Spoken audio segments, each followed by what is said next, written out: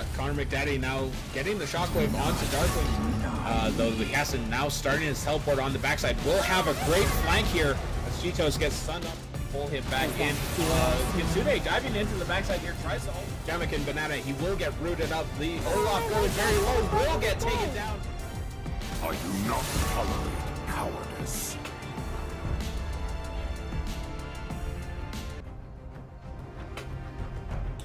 All right, hello, ladies and gentlemen, and welcome. I was not expecting to appear on screen here, but welcome to ICU Video's procast of the Overclock Gaming Edmonton Quarantine Charity Cup. I wanted to say challenge. I kept wanting to say challenge. Said cup.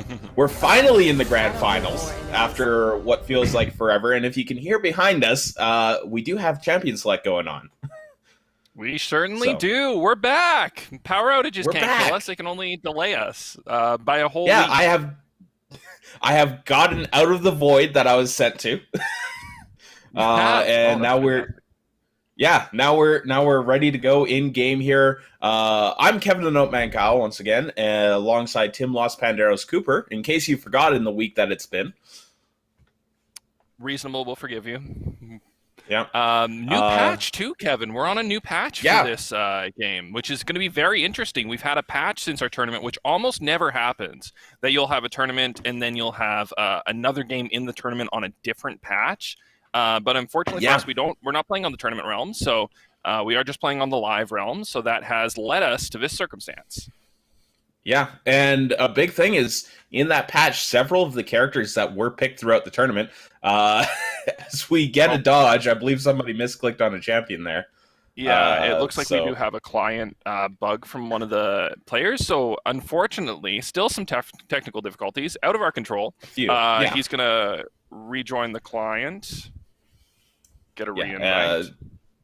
It's been 10 or so years of League of Legends, but the client's still not necessarily the greatest thing in the world. We still get those bugs from time to time.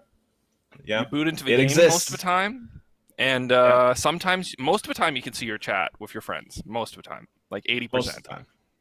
Sometimes, but yeah, no. Like as you were saying, we've got a new patch. Several of the characters that were played throughout the tournament have been touched in some way or form. Not necessarily that's going to maybe affect some of these picks. Like Fiddlesticks, your guy got nerfed a little bit, but it was bound to happen. But we didn't unfortunately see him at all in the tournament so far. Nobody's loving we saw one game of him. We definitely saw one game, actually. Was that a show match or was that a tournament game? Well, we saw you playing it in the show match, but I think there was one in the tournament. Oh, okay, yeah. That makes sense. In the tournament that we saw, I believe. I think early on. I think you are right, too. Yeah, maybe on the Friday games, I think. Could be. But, I mean, either way, like, his nerf probably wouldn't affect the game flow too much as we get back into Champion Select here, because he was played in the jungle from what I remember when he was played in the tournament, and the nerf really only hits him when he's in a lane. What did they hit on him, Kevin? Do you remember? They increased the damage reduction to minions on his W. No! So he can't drain a minion wave as fast. They buffed it. They nerfed it from 40% damage reduction to 50% damage reduction. Oh, okay. Yeah, well, Fiddlesticks, when he does join a lane, he does push with the lane that he's ganked really, really easily, so that might be a little bit of a nerf to jungle Fiddlesticks, but like you said, that's going to hurt any sort of lane Trollo sticks. Yeah, and that's what they were saying in the patch notes, was apparently solo lane Fiddlesticks was a really strong thing. I didn't see it. But yeah, neither did I, but funny. I guess it must have had a very high win rate when you did see it. Yeah. Yeah. Other than that, we got some changes. Xayah got a buff to her ultimate, so maybe we'll see that pick come out in the AD carrier role. Yasuo and Cassiopeia both got nerfs for the bottom side of the map, I believe, to kind of hurt their bot lane sides and try to push them more into the solo lanes again. As we do see the Yasuo here. It's really strange that Riot always tries to pigeonhole a champion into a specific role. Like when you start to see Cassiopeia in the bot lane, that's really exciting. That's really interesting. It's very different. It changes the dynamic. And what's the problem with that? It's just different. Yeah. You know, it's too bad. It's too bad. Yeah. I think like when they were talking about it in the patch notes, they're like, yeah, like we like seeing her in the bot lane, but maybe she's a little too powerful in the bot lane, which is taking away from her being viable in the solo lanes, right?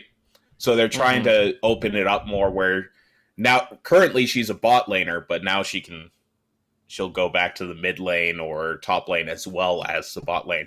And that was kind of the idea behind the Yasuo changes as well. We might as well talk about that since Yasuo was picked here. Though it is likely going to be a mid lane Yasuo. Because I believe we did see Dark Creation on Yasuo during the tournament. Yeah, we saw Dark Creation on a lot of those Assassin-y style mid laners, some Katarina. We did see a Yasuo game, I am remembering. So Dark Creation, very strong on those champions that really just want to, get in your face. So yeah. So they changed on this patch. They nerfed his base health from about 530 something to 493 or so. Oh wow. But then they increased the amount of shielding he gets from his passive. While also increasing the cooldown on his wind wall. So so a decent nerf, but they were trying to focus mostly on the bot lane so that you can kind of harass him a little bit more. Yeah, and that's going to be a significant change to Yasuo, especially his win wall. Early on, you only really get 1 point. But anyways, let's look at these teams that we've got set up here. Looking here, we've already got, we're seeing some wonderful picks. We've got the Maokai, who has been a strong, dominant tank for many patches now, and very strong performances so far this tournament. We're seeing Cupid on the Sona again, which is going to be very exciting to see. We see a support Nocturne coming out here from Canadian. Unless we're going to see a mid Nocturne and a swap here with Cupid. And could be I don't think support Elise. That is possible. That certainly is possible. I would be surprised if we did see the Elise in the support role, just because I know Kitten's play style generally. I'd be very surprised to see him on the Nocturne. And Sine Canadian really does like those aggressive Pike style, in your face, a little bit off meta picks, so it'll be fair. So it'll be interesting to see how he why he chose Nocturne in the bot lane. Very interesting, not something that you see very often at all, if ever. So we'll see what's going on there. And partnered up with Jin in the bot lane as well too. K for Kimchi on Jin, who I also don't think we've seen. Yeah, I don't think we've seen a lot of Jin. We might have seen 1 or maybe 2 games of him, but I'm trying to think of what we did see in the bot lane a lot. Not for K for Kimchi, yeah. We do see Ezreal, or Huang on Ezreal, which he has popped off on during this tournament, though there really hasn't been a game where he hasn't popped off. Yeah, Huang has been a rock in the bot lane for almost all these games that we've seen so far. It hasn't ever, I don't think, lost a lane. At worst, he's gone even. I think that's been generally the perception of the tournament so far. And Trin on the Karma. Karma, very aggressive, harassy support, very popular right now. Very frustrating to play against when you're in the bot lane as well, too. Very frustrating to play against. Well, I think the only... Yeah, sorry. I think the only lane that you could say that Team Fails, or time that Team Fails supports bot lane possibly lost their lane would have been the game 1 of the grand finals that got overridden by the power issues that we had when I got banished to the void.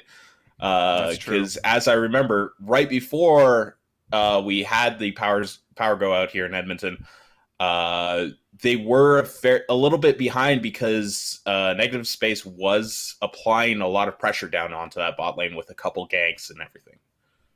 Yeah, there were a bunch of ganks that game bot lane. So that is true. So one game so far they've had a hard time, and it has been against this team though. So we'll see how this series goes with you know, with Kitten on the Elise, aggressive mid and early jungler, mid and late as well too.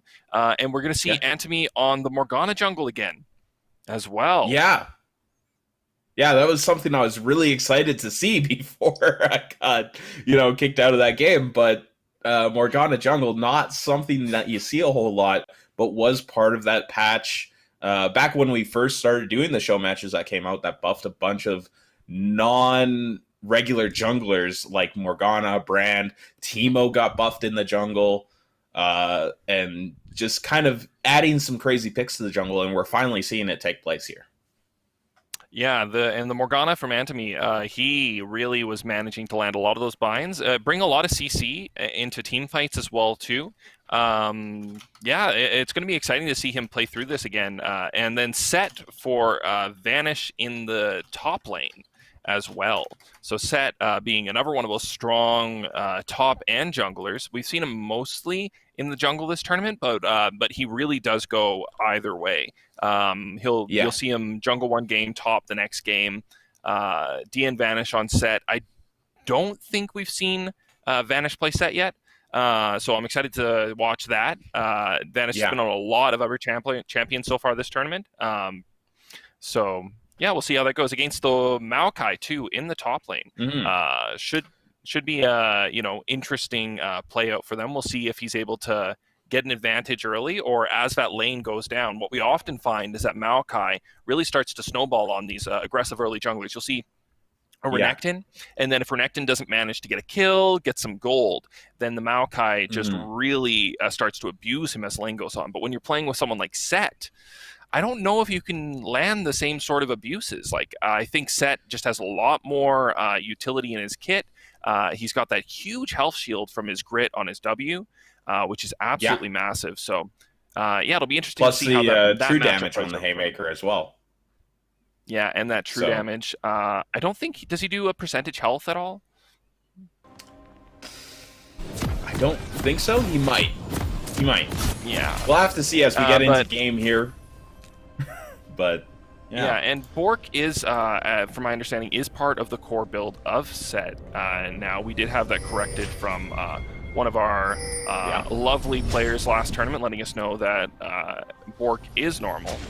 And we're going to see an aggressive start here from Team Failsport. They're pathing down towards the bot side. It looks like they're going to go for an early Tribush invade, climbing across the walls, as you can see here, completely unseen. Cupid might be in a dangerous location. No, they are going to spot him. Yeah, Cupid might have just spotted Dark Creation there as he was coming around the corner. But, yeah, so an interesting attempt there, but not able to collapse and catch anything. No wards burned either. Yeah, so, I mean, really good catch there by Cupid, just hanging out down in the bot side. Keeping his bot lane safe from an invade there. And looks like, quiet line of scrimmage start now that Team Failsport kind of had their plans foiled. They were going for an aggressive play, but if they manage to catch somebody, totally worth it. And that's really one of those plays that you can run one game, and as long as the opposing team's not running a play, level 1, you should just come out fine. So if they're running a 5-point defensive start, they can't really react and invade your jungle or get deep wards in your jungle planning for an invade necessarily. So you're not really sacrificing that much, but if you were to make that play every game, that's going to be tough. Oh, we are seeing swaps here, so it is going to be the dead, unfortunately. Dead Nocturne. Yeah. So Cupid is not going to be mid lane this game on Persona. Cupid is in that support role. Yeah, maybe might have been a last-minute change. Cupid was going to go into the mid lane, but saw that Yasuo and maybe decided, let's flex out of this one. It's not a great matchup for the Sona. Yeah, that very interesting. Sona in the mid, not super common of a champion. Ooh, DN Vanish going for so much damage. No lottery. Done there. Wow. Yeah, beautiful flash forward. Watery going down there. Vanish. Now we're seeing that that aggressive playstyle really come in early on and take over that lane in the top lane. You do need to keep Maokai down, and maybe Set's the guy to do it. Yeah, and he got that level 2 early and really made work there. We are seeing Kitten path towards the bot lane now, though, looking for a gank here onto Huang and Trin. The lane is going to push up for them very shortly, putting them in a vulnerable position. We'll see if Kitten is able to find a cocoon. Yeah, the jump forward, Trin will get bursted down very low. The root comes down onto Huang, maybe not the target they wanted, but the flash forward, Cupid will get the kill onto Trin, so still playing that carry Sona in the bot lane. Yeah, Cupid manages to pick up a kill there. Kitten and Caper Kimchi unfortunately do burn their flashes looking for that kill as well too, so they're going to be down some summoners in the bot lane there, which is not necessarily what you're going to want to see as this game goes on, but we'll see. Oh, Kitten going in aggressive here onto Huang. Yeah, Huang taking Kitten very low. Kitten's now almost dead. The Ignite is down. The heal does come out from Kimchi. It will give him the speed to just get away from this one. Dark Creation coming around through the tri-bush. Gonna look for it. Gets the speed up from Karma.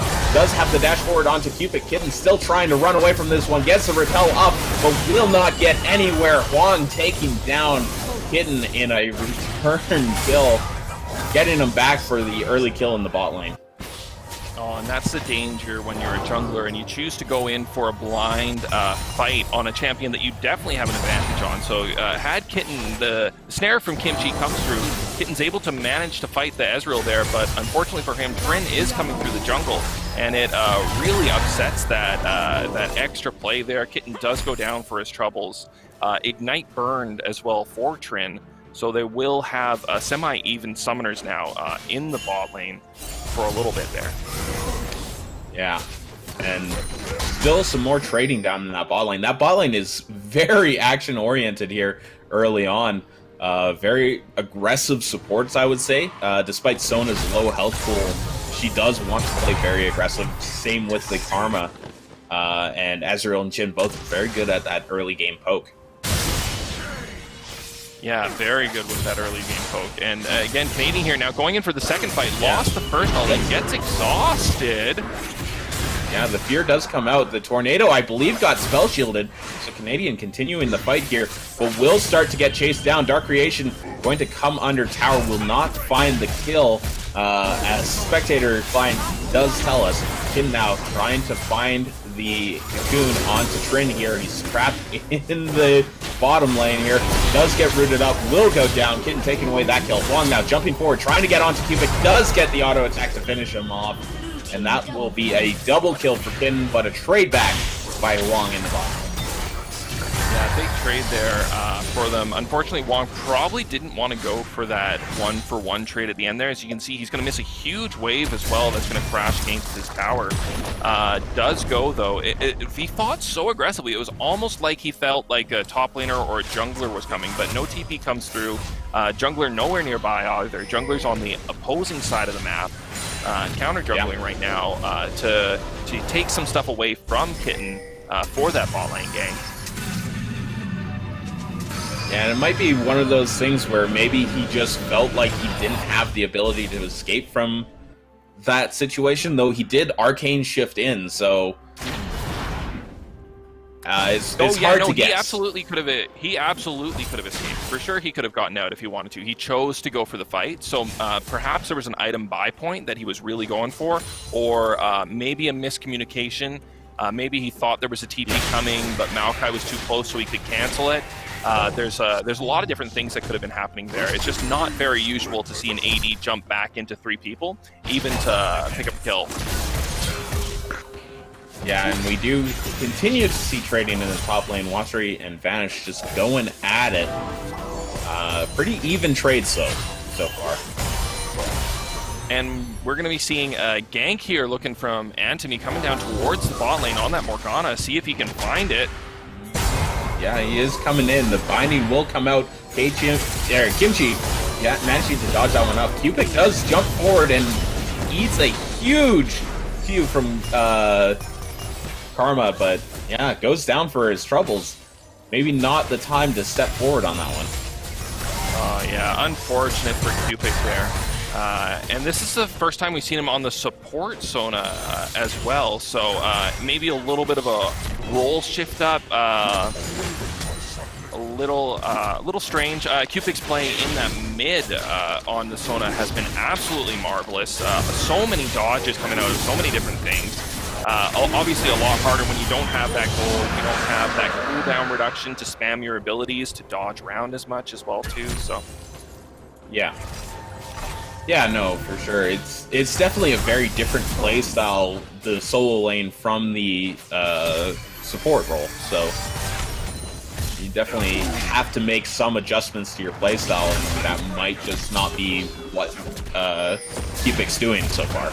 As now Watry does root up the set, the jump forward, but the ulti in from Canadian will come on to Vanish, will fear him up and take him down. Watry's got a little help from his friends, helping him survive that top lane. Ooh, and that's the value of that mid lane Nocturne, just popping up from out of nowhere there. That's always going to be a threat now at this point. Nocturne's going to be able to build a lot of cooldown reduction in that mid lane as well too, to have a pretty low cooldown on his ultimate. I'd expect to see a lot of pen items from him. We'll see what he does choose to build as the game goes on. But being able to bring that gank into the top lane to assist Maokai there and kind of slow down the set's progression, that's massive, especially considering Maokai is losing that lane.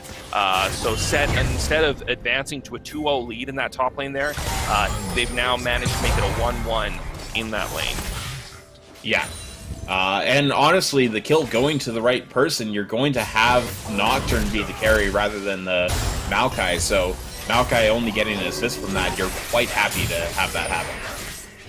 Yeah, and Nocturne's going to be very happy to take that lead to any other lane in the map. Every time his ultimate's up, I can expect that we're going to be seeing Nocturne either moving in on the opposing jungler in his jungle if they manage to have some good wards, or ganking into whatever lane he sees in front of him. And such trades from Vanish there onto Watery, doing so much damage so quickly onto his tanky little tree. And the pullback in here, that's going to be a lot of damage. The Showstopper comes out and Vanish, making Watery's health bar vanish.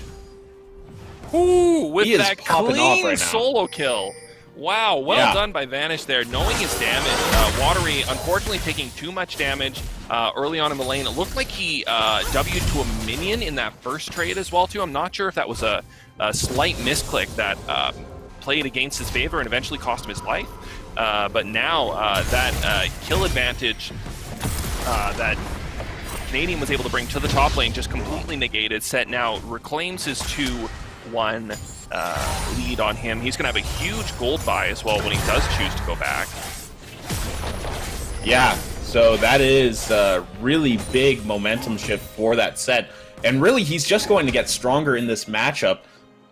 Going against Maokai, we were talking about that Blade of the Rune King earlier, and that only gets stronger against a health tank like Maokai. Yeah, and early too. That's going to give him a lot of staying power in lane. It's going to give him a lot of trading potential. It's going to enable him to really pressure this Maokai. If they're in that middle point of the lane, Maokai's going to be very vulnerable. Ooh, and Rift Herald dropped in the mid lane, gets a punch of towers, but the ulti coming out from Sona. Dark Creation, though, now popping off, kills Kitten immediately with the last breath, and follows up, killing off Antimi. Now Set here trying to find a pick, does not manage to get a hold of K for Kimchi, but that is a huge turnaround after the Rift Herald. K for Kimchi just dodged that tornado there as well too. Decoration already has used his ult, so he wouldn't be able to ult him, but getting hit with a tornado with 4 people right there, K for Kimchi could have lost 70% of his life, so a little sidestep making a big difference and able to hold this tower in the mid lane. Yeah. Or at least Maokai does get a tower plate at least, but that's still a huge turnaround for Team Fail support, and maybe dropping the Rift Herald too early. I don't know if the timer was just about to run out or anything, but yeah, it doesn't get to kill off the mid tower with that. No, unfortunately, only picks up 2 plates as well too, but they are going to have a 3rd plate really close if Canadian is able to push it up to the tower. Pretty hard though for Nocturne to push all the way to the tower and attack the tower. versus a Yasuo who has been killing you, because you just don't want to give him that much lane to be able to chase you down in. Exactly, especially with the minions rotating up. There have been many times where I've faced a Yasuo and I'm like, okay, I can harass for a little bit, now I'll just walk away. Oh wait, that's my minion wave coming up to kill me. Yeah, they're not your friends at that point. They're Yasuo's friends. Yeah. Second dragon of the game is about to spawn. Yeah. Now we do have the Ocean Drake coming up. The Infernal was the first one, so we will get either Cloud or Mountain for the soul this game. Vanish just continuing to win these trades against Watery. Well, Watery's got a buddy coming for support. Yeah. The ultimate comes out from Watery, will root up the set. The Cocoon comes out as well. So much damage. The Showstopper not going to be enough to keep him safe, but they will trade the Dragon for Team Failsport's top laner. That's going to be 2 dragons for Team Failsport. The Cloud wins quick, and we are getting Air Drake this game, which means that we're going to see a little bit of extra movement speed in the jungle along with that ultimate movement speed, which is going to be great for a champion like Canadian, and for Vanish as well, too. Morgana, Watery. A lot of champions here are going to benefit a lot from that concept. Oh, and Timmy now with the flash forward misses the Dark Binding, but lands the Soul Shackles onto Watery. He will have to flash away. Vanish now on the chase down. Gets the pull in with Facebreaker helping out there. Now the root up onto Timmy will almost take him down. Not quite enough damage to finish him off. Trade 1 kill for the top lane tower. So, I mean, you'll take that if you're negative space here. Yeah, absolutely. And Antony almost going down there, unfortunately missing 2 of his binds, which are not only a huge damage source for him, but are also a large point of his survivability. But if Morgana doesn't hit her spells in teamfights, she's a lot less tanky because she's not getting her champion spell vamp.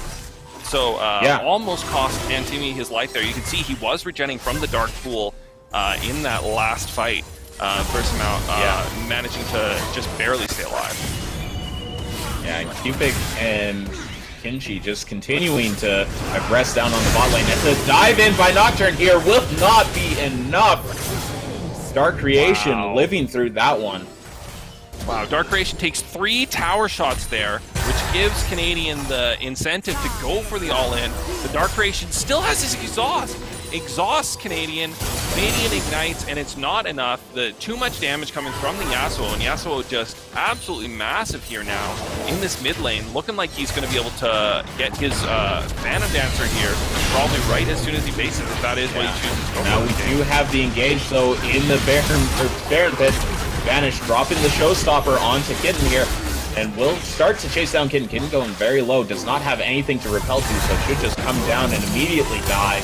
Dark Creation's going to pick that one up, but a Rift Herald is picked up by Team Fail Support, so really good trade there. 1 for 1 and the Rift Herald.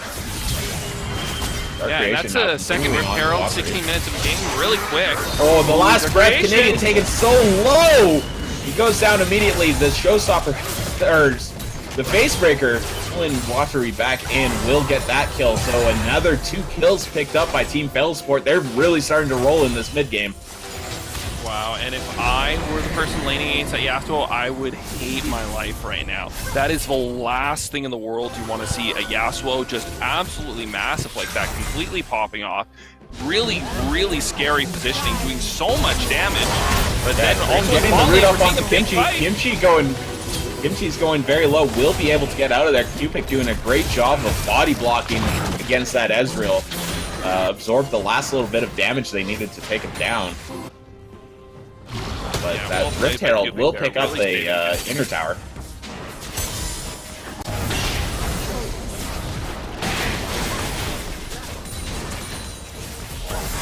And we do get the push onto the bottom lane here. And Timmy going to run away from that one. Trin helping them all out with that enhanced spell shield. Or the enhanced shield, rather. Yeah, and we did see Nocturne in the area as well, too, getting ready to engage on them had they taken the fight with the TP there. Unfortunately for Negative Space, they aren't going to be able to manage to pull the trigger there. And they're going to have to look for another opportunity. TP burned. That does save the tower, though. At least for now. That does, yeah. And that is pretty big, not having the outer tower go down there. The last of the outer towers available for Negative Space, so it kind of just gives you that little bit of extra time and a little bit of extra pressure around that Dragon Pit, having a tower to fall back to there, even if it's so low. And Negative Space is on the top side of the map right now. Team Veil Support is starting to make their way to the Dragon Pit, gain some positional control over this area, really sweeping out of all of Negative Space's wards. Unfortunately, because they were on the top side of the map, TFS can do this completely free. They're going to be able to completely deny the vision from Negative Space here and maybe take this third dragon for free, or potentially forcing a fourth dragon early into 20 minutes of this game. Yeah, that will be a huge shifting point as Canadian now going in onto Dark Creation again. The ulti comes out from Jin. The crescendo blocking up the Yasuo will take him down. Finally, Canadian gets a little bit of revenge, but now the fight around the Dragon Pit, 4v5. And Timmy getting poked out a little bit here. Vanish trying to find somebody to jump onto. Watery comes in, will take Vanish very low, but he drops down, pulls Watery back into his team, runs away, has Ignite burning, but it will not be enough. Now Antimi, stunned up by the Cocoon, will go down as well. Jungler down now for Team Veil Support, but it is a 3v3 right now, 4v3, sorry, as Nocturne is still available here. And the root up onto Trin here. Trin trying to get away. Long jumping forward, trying to help out his support.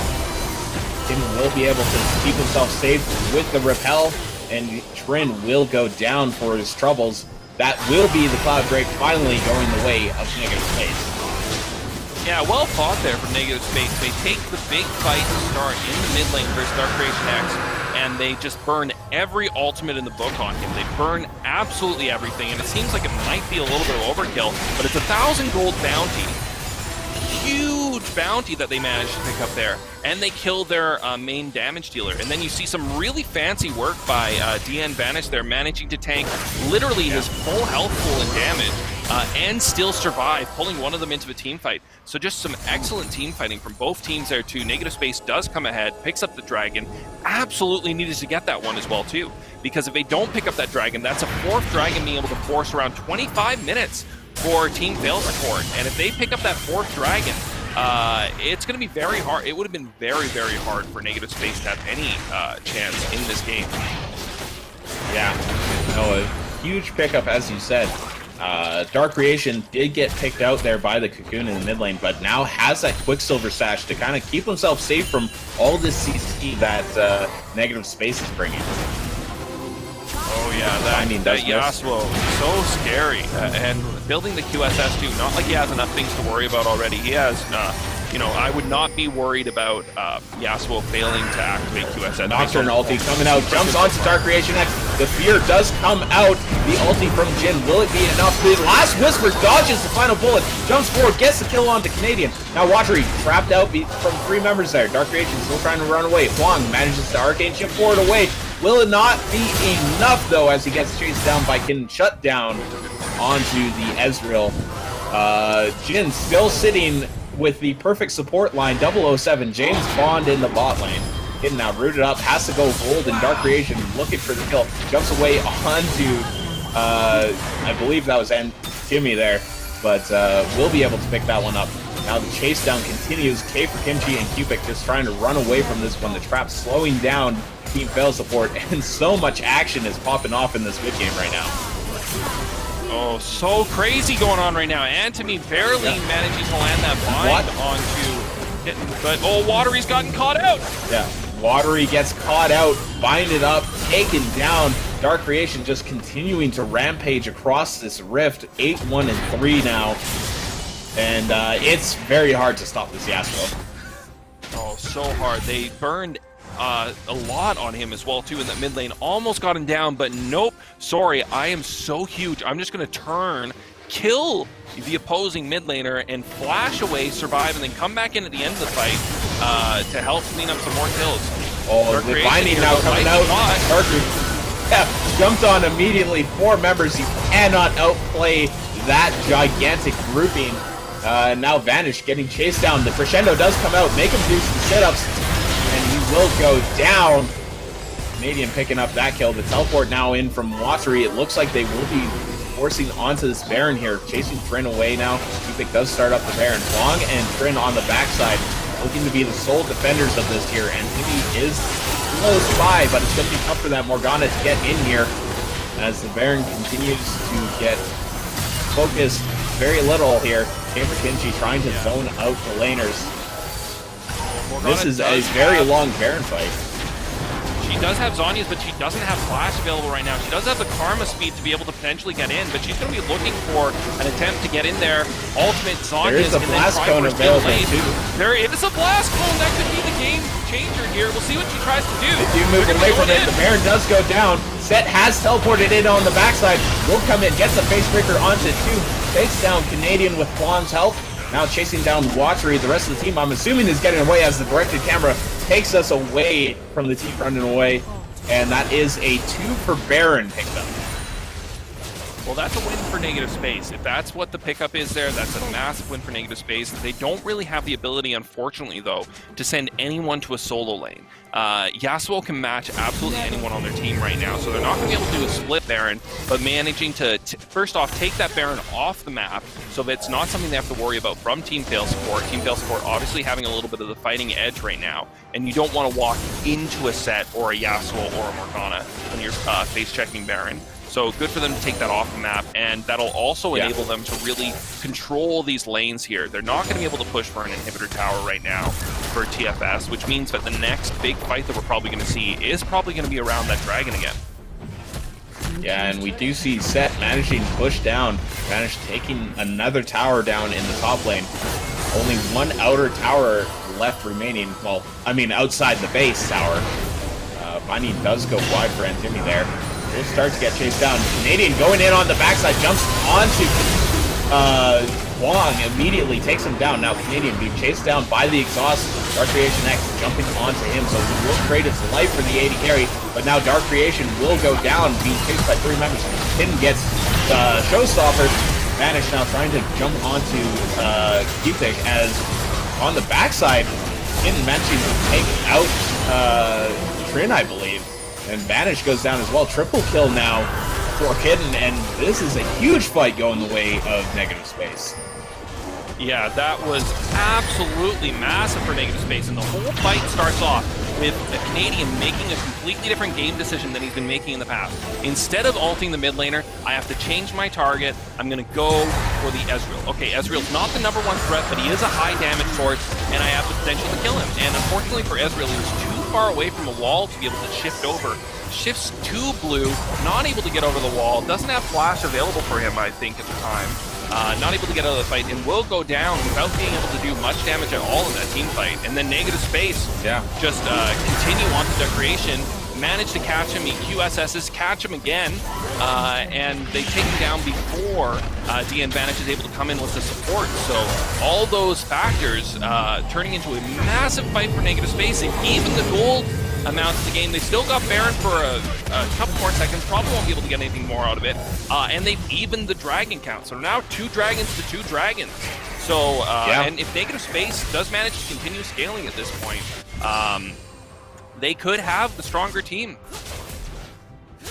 Yeah, no, Negative Space in a very good spot, and with those 2 Cloud Drakes, that is the ultimate cooldown reduction being stacked up as well, which is very huge when you've got like a Nocturne on your team, Jhin on your team, Maokai great engage with that ultimate. Like, there's so many game-changing ultimates on the side of Negative Space. Having them up more often is huge.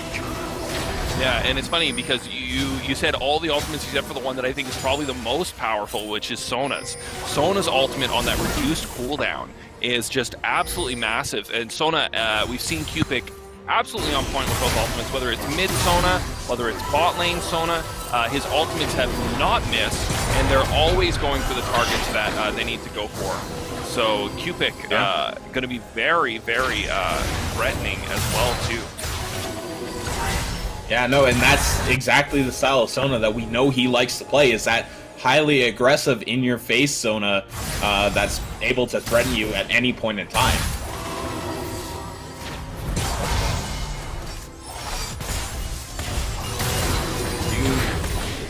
have some slight push in here. We'll probably end up waiting for the next objective here, really for the next big fight. I don't see either team really looking to engage until that Dragon or Baron comes up, which Baron up in a minute and a half now.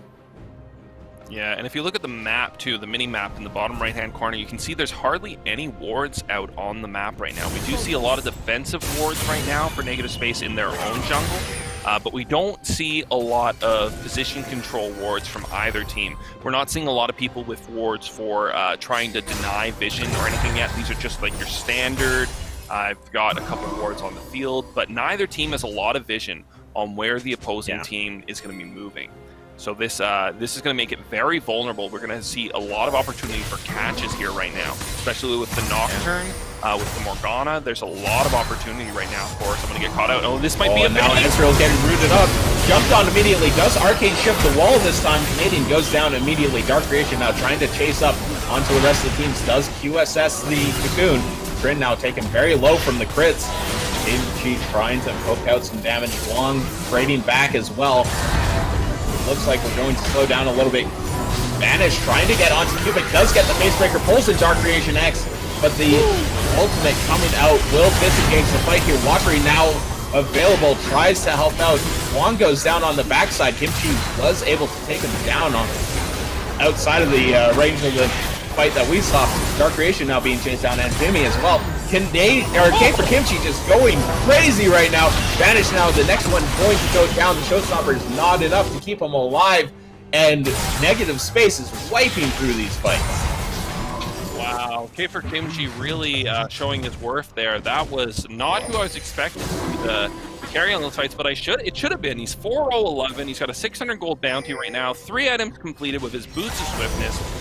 Putting out a massive amount of damage, and really the long delayed fight there really opens it up for negative space. If you saw Watery TP into the backside behind their team, throws down the root and then flashes over the opposing team back to his team, really just dropping down that ultimate to slow down the fight, stop them from being able to engage on Kimchi, and make sure that the players advance. Very strange TP, not something you normally see, but it really worked out for them there in that fight. And now Canadian jumped into the backside trying to stop, and Timmy Kitten will be able to pick up the Baron. Kimchi going to take the kill onto the Morgana. And it looks like it is just going to be the Baron going the way of negative space with and Timmy going down, but now Trin gets rooted up, taken down, now set on the backside, going to get hit very hard here for the front side of that fight. Dark Creation going to try to get some damage down onto Kimchi along with Wong. They are going to be chased down by Watery. Watery has no mana to really do anything though. Hidden's going to take down an inhibitor while all this happens, and we just continue to get aggression from both these teams. And another dragon is available now too, so we're going to have 5 dragons so far taken, almost on availability this game. A lot of fights around those pits. This one will go down really quick. There's nothing that TFS can do. They're not going to be able to get there fast enough. Dragon at this point, with this much damage, it just immediately is gone. Yeah, and that's a now extra 30% ultimate cooldown. So yeah, and they're the ones pushing the 4th dragon now. Like TFS really had the momentum in this early game. It really looked like they were going to be able to just push through, maintain that momentum, control the map. They've always had great map control in all these games that we've seen them play so far. But now the ultimate coming out. The jump onto Vanish, and he will just disappear. The amount of damage that Kimchi is putting out at this point is gigantic. Now Anthony going to get chased down. The Killing Smite does slow him up enough to Soul Shackle will not catch on to anybody. The Dark Binding does land, but it is not enough to keep him alive. Dark Creation now getting chased down. Hidden on a rampage. Watery will take out Dark Creation. The Ezreal ulti not quite having enough damage to take out Kitten. Kimchi now trying to chase down the Karma. Decides Ezreal is here instead. Let's go after him. And the continued chase down. Huang taken very low. Has to off his heel. So much shielding coming out, keeping him alive. Cubic flashing forward, gets the kill onto Huang. Now being rooted up by the Karma. Will just continue to push forward. Cubic playing that mid lane Sona from the support role. and Kimchi is rolling. He is going to help push Negative Space to the victory in game number 1 and beat the undefeated Team Fail Support here in the first game of Grand Finals. Wow, yeah, K for Kimchi on this Jin here. First time we've seen him play the Jin. Didn't really do much in the mid-game that we were seeing, but as this game went on, really the rock here for putting out all the damage that they can do. And this game, just in that mid, really turned for Negative Space. They made a lot of great plays, a lot of really close fights from both teams, a lot of back and forth, and Negative Space edges out those fights there and manages to take down game 1 with a massive performance by them. Yeah, and like you said, didn't necessarily have the biggest impact in the mid-game K for Kimchi. I made a point of it at some point in the game. He was rocking the James Bond score. He was 007. 0 kills, 0 deaths, but 7 assists. So he was getting a little bit of gold, just not necessarily how much you'd like from the AD carry, but it was still enough to push him into that late game Jin carry. Yeah, and K for Kimchi with the Sona as the game goes on too. You could see in that last fight there, Ezreal trying to escape with the Karma. Karma, great support at making you a little bit faster. Ezreal, very mobile, but the movement speed from the boots of swiftness plus the Sona and the little bit of movement he can get when he crits, he just absolutely comes in and he's able to follow anyone down. Huge gank from Kitten into the bot lane. This here, 2 flashes burned. Cupid says, no, my kill. Picks it up. You shouldn't flash. I had it. Kill secured. Yeah. Yeah, no, as we were saying, kind of playing that mid lane carry Sona that we saw earlier in the tournament from that bot lane support role.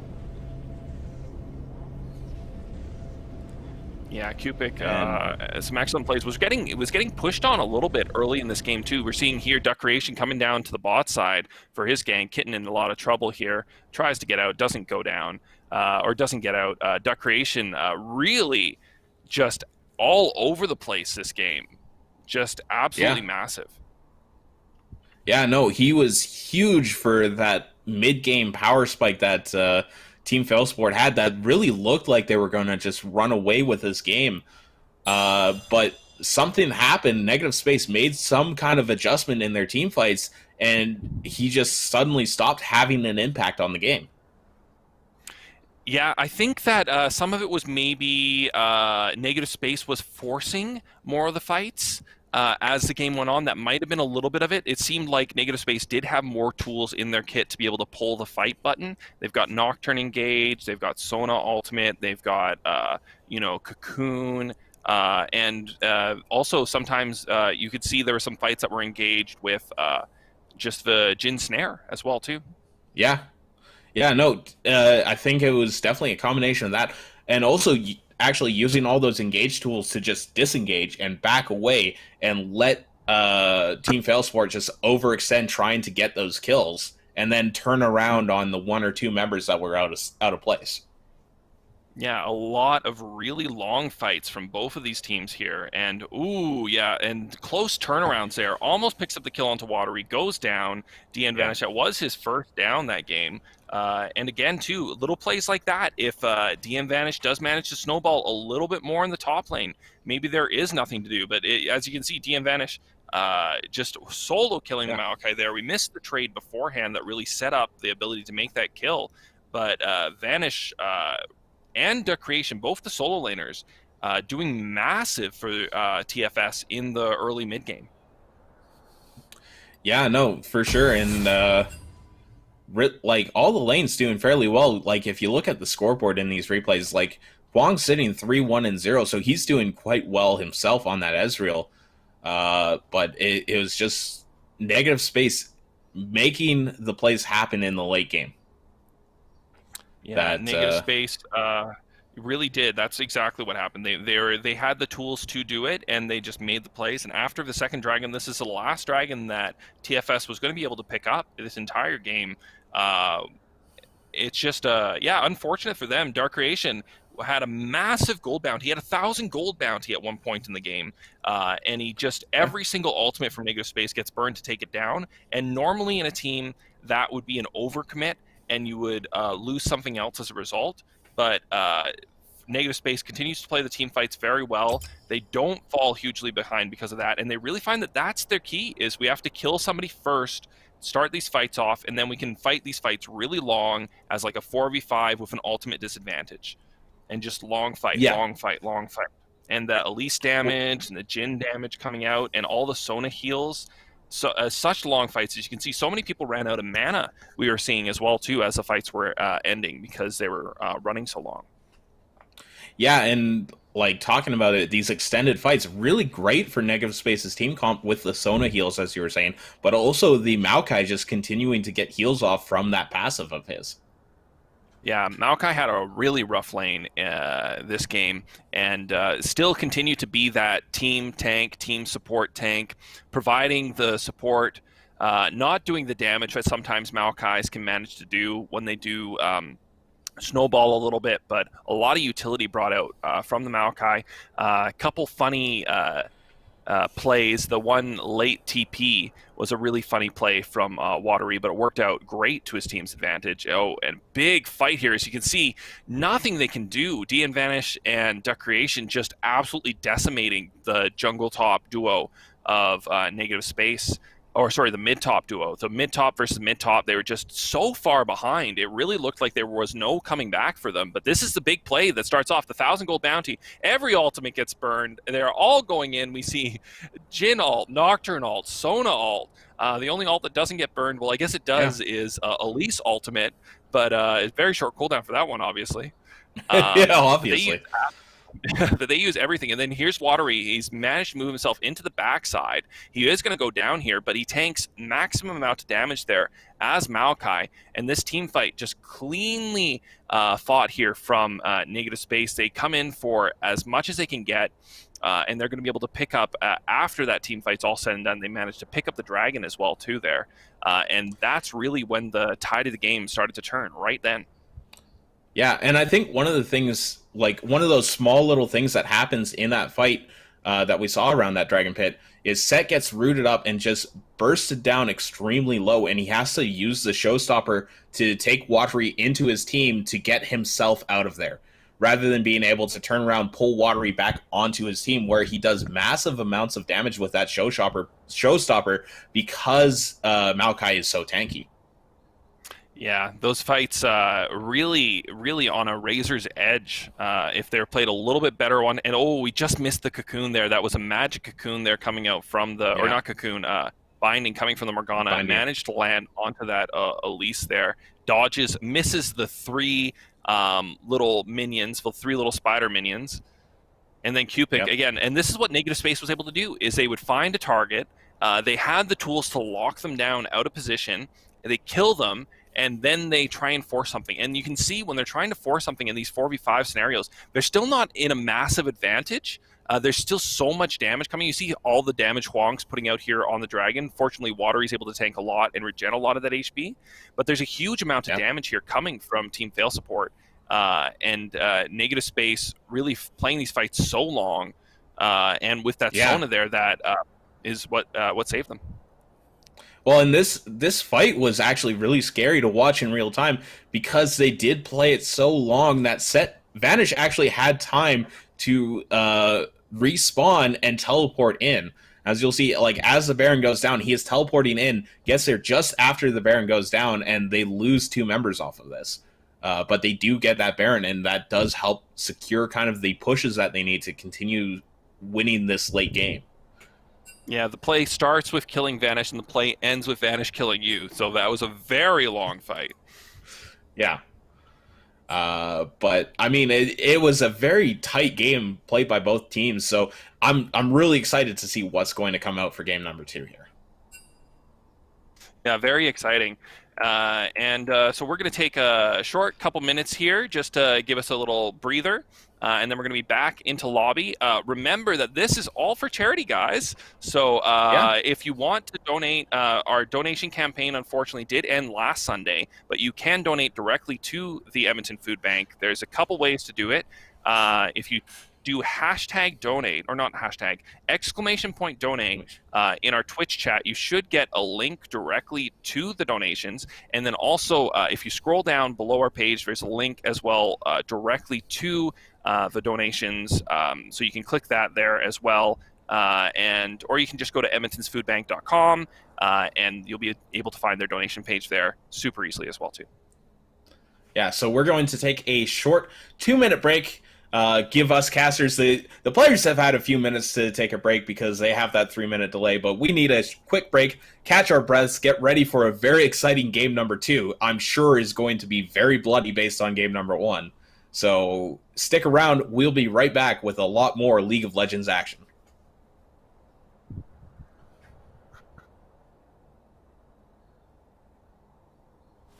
Make sure that the snares land. Very strange TP, not something you normally see, but it really works out for them there in that fight.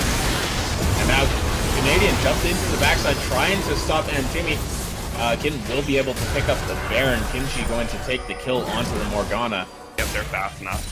Dragon at this point with this much damage, it just immediately is gone. Yeah, and that's an extra 30% ultimate cooldown. So yeah, and they're the one games that we've seen them play so far. But now the ultimate coming out. The jump onto Vanish, and he will just disappear. The amount of damage that Kimchi is putting out at this point is gigantic. Now Antimi going to get chased down. The Killing Smite does slow him up enough to Soul Shackle will not catch on to anybody. The Dark Binding does land, but it is not enough to keep him alive. Dark Creation now getting chased down. Hidden on a rampage. Watery will take out Dark Creation. The Ezreal ulti not quite having to continue to push forward. Cupid playing that mid lane Soda from the support role. And Kimchi is rolling. He is going to help push Negative Space to the victory in game number 1 and beat the undefeated Team Fail support here in the first game of Grand Finals. Wow, yeah, Caper Kimchi on this Jhin here. First time we've seen him play the Jhin. Didn't really do much in the mid game that we were seeing, but as this game went on, really the rock here for putting out all the damage that they can do. And this game just in that mid really turned for Negative Space. They made a lot of great plays, a lot of really close fights from both teams, a lot of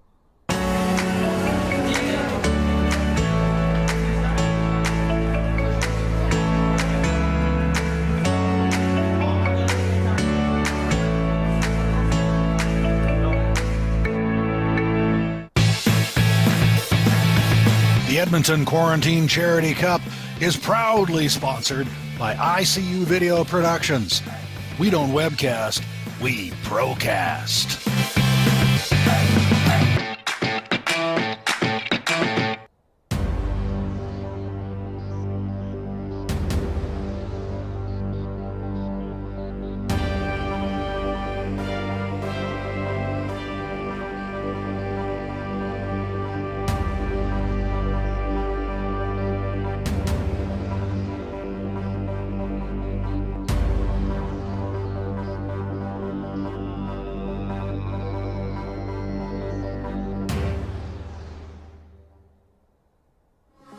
Before we officially bring Super Smashing COVID to a close, we'd like to show our appreciation for all the competitors. Let's relive some of the best moments throughout the tournament. Unblockable setup into the key charge! Oh my god! Oh, I'm sorry. Oh, how was it drinking, man? Yeah, he's all like, prison resilience, cheers, man! That's great! Way to where these forwarders from the Eagle Buffs that aren't gonna hit, but Mark is gonna hit. Oh, and again, such great recovery. He dipped. I think he missed that edge guard like 2 or 3. The sparking. Oh my god! Oh my god! Oh, this is the ghetto perfect! Oh my goodness! The ghetto perfect! We got it on stream. I'm camping my round 1. I'm camping my round 1 in a charity tournament. Who can say they timed out their round 1 opponent? Yeah. Oh yeah, that's what I was talking about. No! Who's gonna die first? Oh, it's a tie! Wait, are you kidding? Nothing? Youngling's back there is super weak. I think Yeah. Opera may have killed him. Maybe. Oh, and the dash attack. Dash attack, okay. We're not going to see any Shabooms with these packs. Oh. That's super good. When he's not stuck in Deadman OP. I don't know what move that was. Holy cow, that did a lot of damage. Plus? Okay, no! Come on! Geki, Activation. spending some meter for damage. Yup. Tries it That's again. blocked. Oh, no, he That's did red. Zog!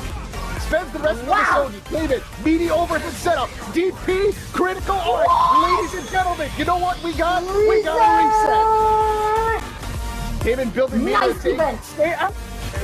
Oh, And that's the a winner touchdown! 5 seconds left on the clock.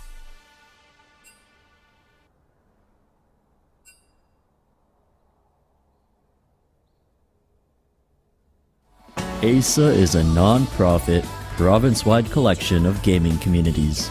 Their focus is to foster lasting esports growth through collaboration with over a dozen gaming communities and multiple industry partnerships.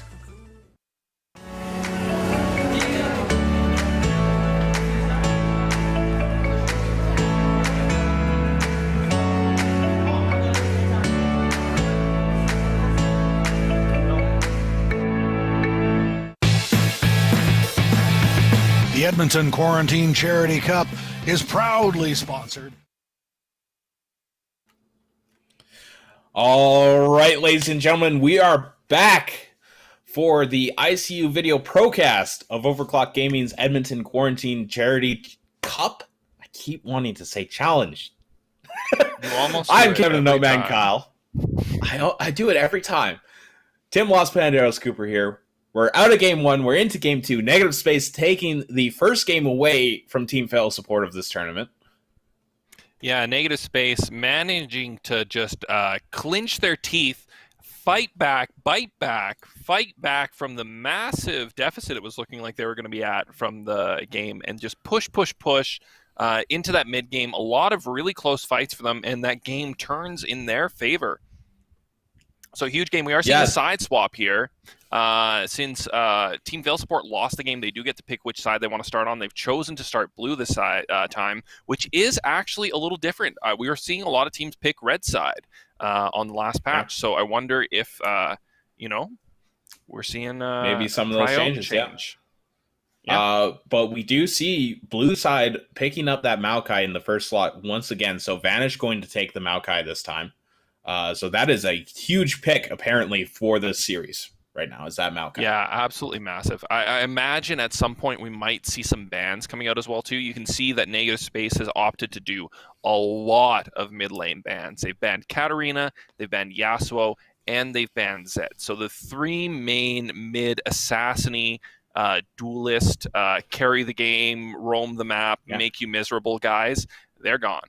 And Cupid gets targeted as well, too. We do see Zoe and Lux being banned away as well. Yeah, and like you were saying, the big assassins, that's a fourth big assassin that was banned out by Team Fail support as well in the Zoe. I would imagine if Dark Creations playing the Katarinas, playing the Yasuos, playing the Zeds, probably has a pocket Zoe available as well. Oh, he very well may. I mean, all these players are extremely good. The only thing that makes me question maybe he doesn't is the playstyle of Zoe is very, very, very different from a playstyle of like a Yasuo or a Zed. Yeah. We do see the Sona once again picked up, so we'll see if that's Canadian or Cupid taking that one. Likely going to be Cupid, because we saw that they will just flex Cupid down into the support role if they want that Sona to be support. Yeah, they don't have a problem picking that Sona. They're really liking that pick. And it's been very useful for them whenever they've seen it. We have seen some Sona bans as well, too, this tournament against this Sona pick. But it will be interesting to see if they do choose to flex that again, maybe move it into the bot lane, or if we're going to see Canadian back in that bot lane again. He did bait us a little bit last game with the swap to Nocturne and then into the mid lane. But and had a really rough lane as a result too. Yeah. But some good ults as the game went on as well too. To especially the ult onto Ezreal in that one team fight really made a huge difference. Yeah, I'm a little curious about the bans coming out from Negative Space here, banning out Lee Sin, banning out Olaf. We do see the Morgana pick, and now that is like the jungle Morgana pick is what we kind of think of immediately. But Trin has played support Morgana in this tournament. That is true. So I wonder if they don't have a problem with the jungle Morgana. If they understand how it plays, they're okay with playing against it. So they'd much rather that Morgana not be flexed down into support and force Antony to play that in the jungle. So if they did choose to ban his junglers in the second round, thinking that they were trying to do a flex swap and thinking that the jungle was already picked when it wasn't, that'd be some high, some underwater 3D backgammon from Negative Space there. Yeah. We do see the Cassin being covered right now. In general, things that exist in our existence are 3D. Yeah. We do have Cassin hovering the Thresh now. So if this is kind of the pick they're looking for, that would put Morgana back into the jungle. Yeah, so it is looking like, oh, they're such tricky folks here. Yeah, they may have really wanted to that. So yeah, so that was a full flex Morgana. So they weren't intending to put that in the jungle. That's going to be Karthus jungle. Or I'm a liar, but I'm not a liar. So it's going to be Karthus in the jungle there for Antony. You never know. It could be Karthus support, Tim. It could be, but it's probably not. Could be Karthus top Maokai support. Maybe Trin's going to take the Maokai. No, that's not what we're going to see. So we do see Trin on the Morgana. Here's what we're going to see. So we're going to see the Morgana Ez in the bot lane. We are going to see the Kassadin in the mid lane for Duck Creation versus LeBlanc. So Canadian, again, is going to be mid lane. Cupic is going to be playing in that support role.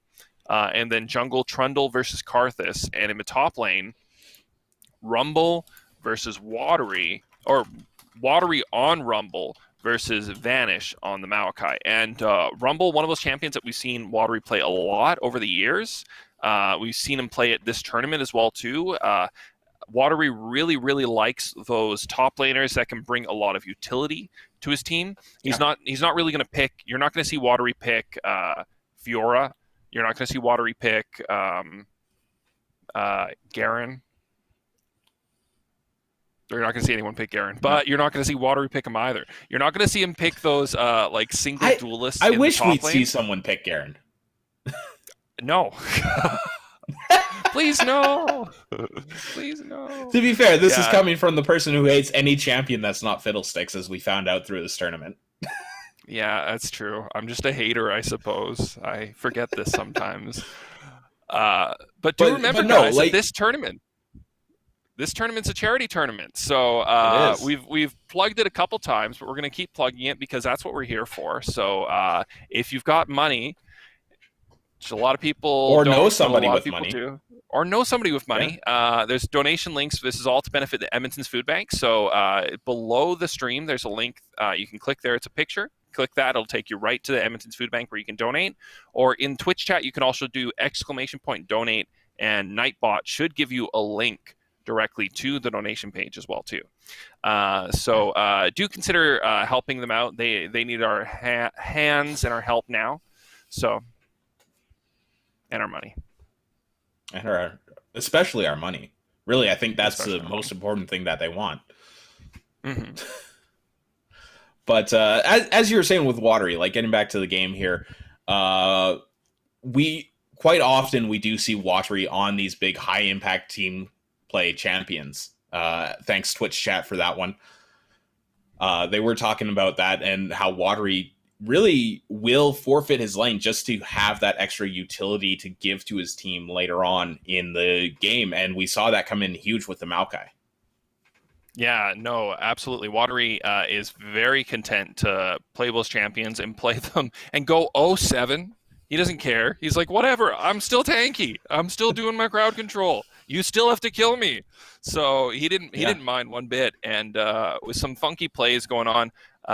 If he manages with the Rumble here, though, this is not a pick you want to go 0-7 on. So Maokai, you can go 0-7. Rumble, you can't really go 0-7 on Rumble. So, but Watery, excellent Rumble player, has some excellent ults on him as well too. So, and I think versus that Maokai, I think he'll probably do okay for a while. We'll see what kind of jungle pressure he gets. He shouldn't get a ton from Karthus. Karthus, not really known for early top lane ganks, but he might get some help from the Trundle. Trundle is known for early top lane ganks. So let's see how this lane goes for Watery this time. If he does manage to snowball on the Rumble, it's going to be very hard for Team Fail support. And if Vanish does have the Maokai this time too, so he's got that big tanky utility to bring to his team. So let's see when it switches hands, where they go. Yeah, and it's also going to be interesting looking at the jungle, seeing how Antimi pilots the Karthus rather than the Morgana this time around. Very much a similar level of impact in team fights, but a very different reasoning for why he impacts in the team fights. Oh, so different. And also, as a bad jungler myself, that's the true. I often find myself dying to a random Karthus ultimate in the jungle. You're just like, I got this one last camp, it'll be great. And then you see the pillar of death above you, and then boom, you're gonzo. So we'll see. We'll have to see how that works out this game, if anyone gets caught with their pants down like I so often do. Yeah, and we are getting into game here now. Game number 2. Negative Space up 1-0, taking away the first game of this tournament from Team Fail Support. Hadn't lost before this. I don't know if they lost in that match that was lost to the Void. As I got banished from that game. You did get banished. So Negative Space did lose the game that we had played when we did have the internet issues, but both teams today have agreed so that we did a fresh series, more games. It's more games to hopefully raise some money for charity. It's more games for you guys to watch at home. It's more games for us to cast at home. More games for ICU to be bringing to your home as well, too. Big thank you, of course, to ICU Video for running the broadcast today. All the replays, all the graphics, all those fancy stingers going in between things. That's all them, so big props to them for that. Really leveling up the broadcast here. Yeah, shout out to Rob and Alex up in the north side of Edmonton. Also bringing the technology, allowing us to do this tournament across Edmonton, even though we can't all group up in Overclocked at the same time right now due to still some of the quarantine restrictions. Being able to do this tournament from across Edmonton has been great. Yeah, it has been great. It's been really great to be able to connect to all the players, and it's been nice to see how willing everyone has been to, give their time to do these charity show matches that we've been doing for the last month or so, and then to help us raise the funds for the food bank. Just really, really appreciate it. So a big thank you to everyone that participated in the tournament in any shape or form. Yeah, no, huge thanks. And at least for me, it's always fun to be able to showcase the Edmonton talent that we have here in the League of Legends community. We've always had a fairly strong scene, though we're not necessarily the most vocal scene out there. Yeah, that's fair. I mean, we've been running tournaments since Season 2. We've had players who have played in the LCS play in our tournaments. We've had players who are famous streamers play in our tournaments. And here we've got challenger players. We've got, all these awesome people. And through it all, we've seen Negative Space has been playing with us with one version of the roster or another since probably our second tournament we ever held. So it's a great little community that we have here in Edmonton where a lot of players are very talented and, always playing with each other. We see some of that talent popping off down in the bot lane with Kitten coming down for a gank. The flash is burned by Morgana, so Trin will have that down. No mobility available for that Morgana now. So a fairly successful gank. Yeah, very successful gank for Kitten, and Kitten did opt to go for level 3 gank this time. We did see previously Kitten going for that. Oh boy! The flash forward, and Timmy going very low. Has to flash over the wall to safety, and now Trundle going to walk away from this one. The flash forward by Cupic! Cupic, you madman! Cupic is a madman. Sona is the carry. Cupic is just trying to remind us of that Sona's the carry. He may not be in the mid lane, but he's playing Sona, and Sona's the carry. Yeah. Did anyone forget? But oh my god, this blue and red root buff up for onto Wong. Cupic going very low. The Ignite burns him down, but will get taken down. Trades the kill with Ezreal, and now LeBlanc trying to chase onto the Morgana here. Kitten is here to back him up. Trin is in a lot of trouble. Will just go down to the distortion. And something I didn't really notice and forgot to mention, we've got Canadian down in the bot lane now instead of Kimchi. Yeah, what a lane swap for them. So they've placed the Caitlyn that have, but Watery's caught out here in the top side. Looks like Anthony might be able to pick him up. Big flash from Watery. Oh, wow, Watery does manage to survive. But they placed this Caitlyn, this insanely high-range, aggressive Caitlyn, who is also challenger, mind you, against the low-range anti-caster that is Kassadin. So with this, normally Caitlyn in the mid lane is fairly vulnerable to ganks. You push the lane up pretty far. You're going to be pushing near their tower. You want to deny them as much CS as possible, which means you're playing pretty close to their CS line. But with the Karthus in the jungle, and with Kassadin not having any CC, Caitlyn doesn't really need to worry about early ganks here from the jungler. So he is going aggressive here, and he's got support coming in as well, too. We got a four-man counter gank here from negative space. Yeah, and Timmy going to get rooted up, and Kimchi going to take that one away. Four-man counter gank, like, come on, this isn't the bot lane, this is the mid lane. Even if a Caitlyn's here, this isn't bot lane. You're not supposed to have 4 people in the mid lane. And that came from almost out of nowhere as well, too. Just all of a sudden, boom, bot lane's already roamed up. And at the same time, they've got a TP coming as well. So that was a insanely huge pickup there. The TP does come from Canadian.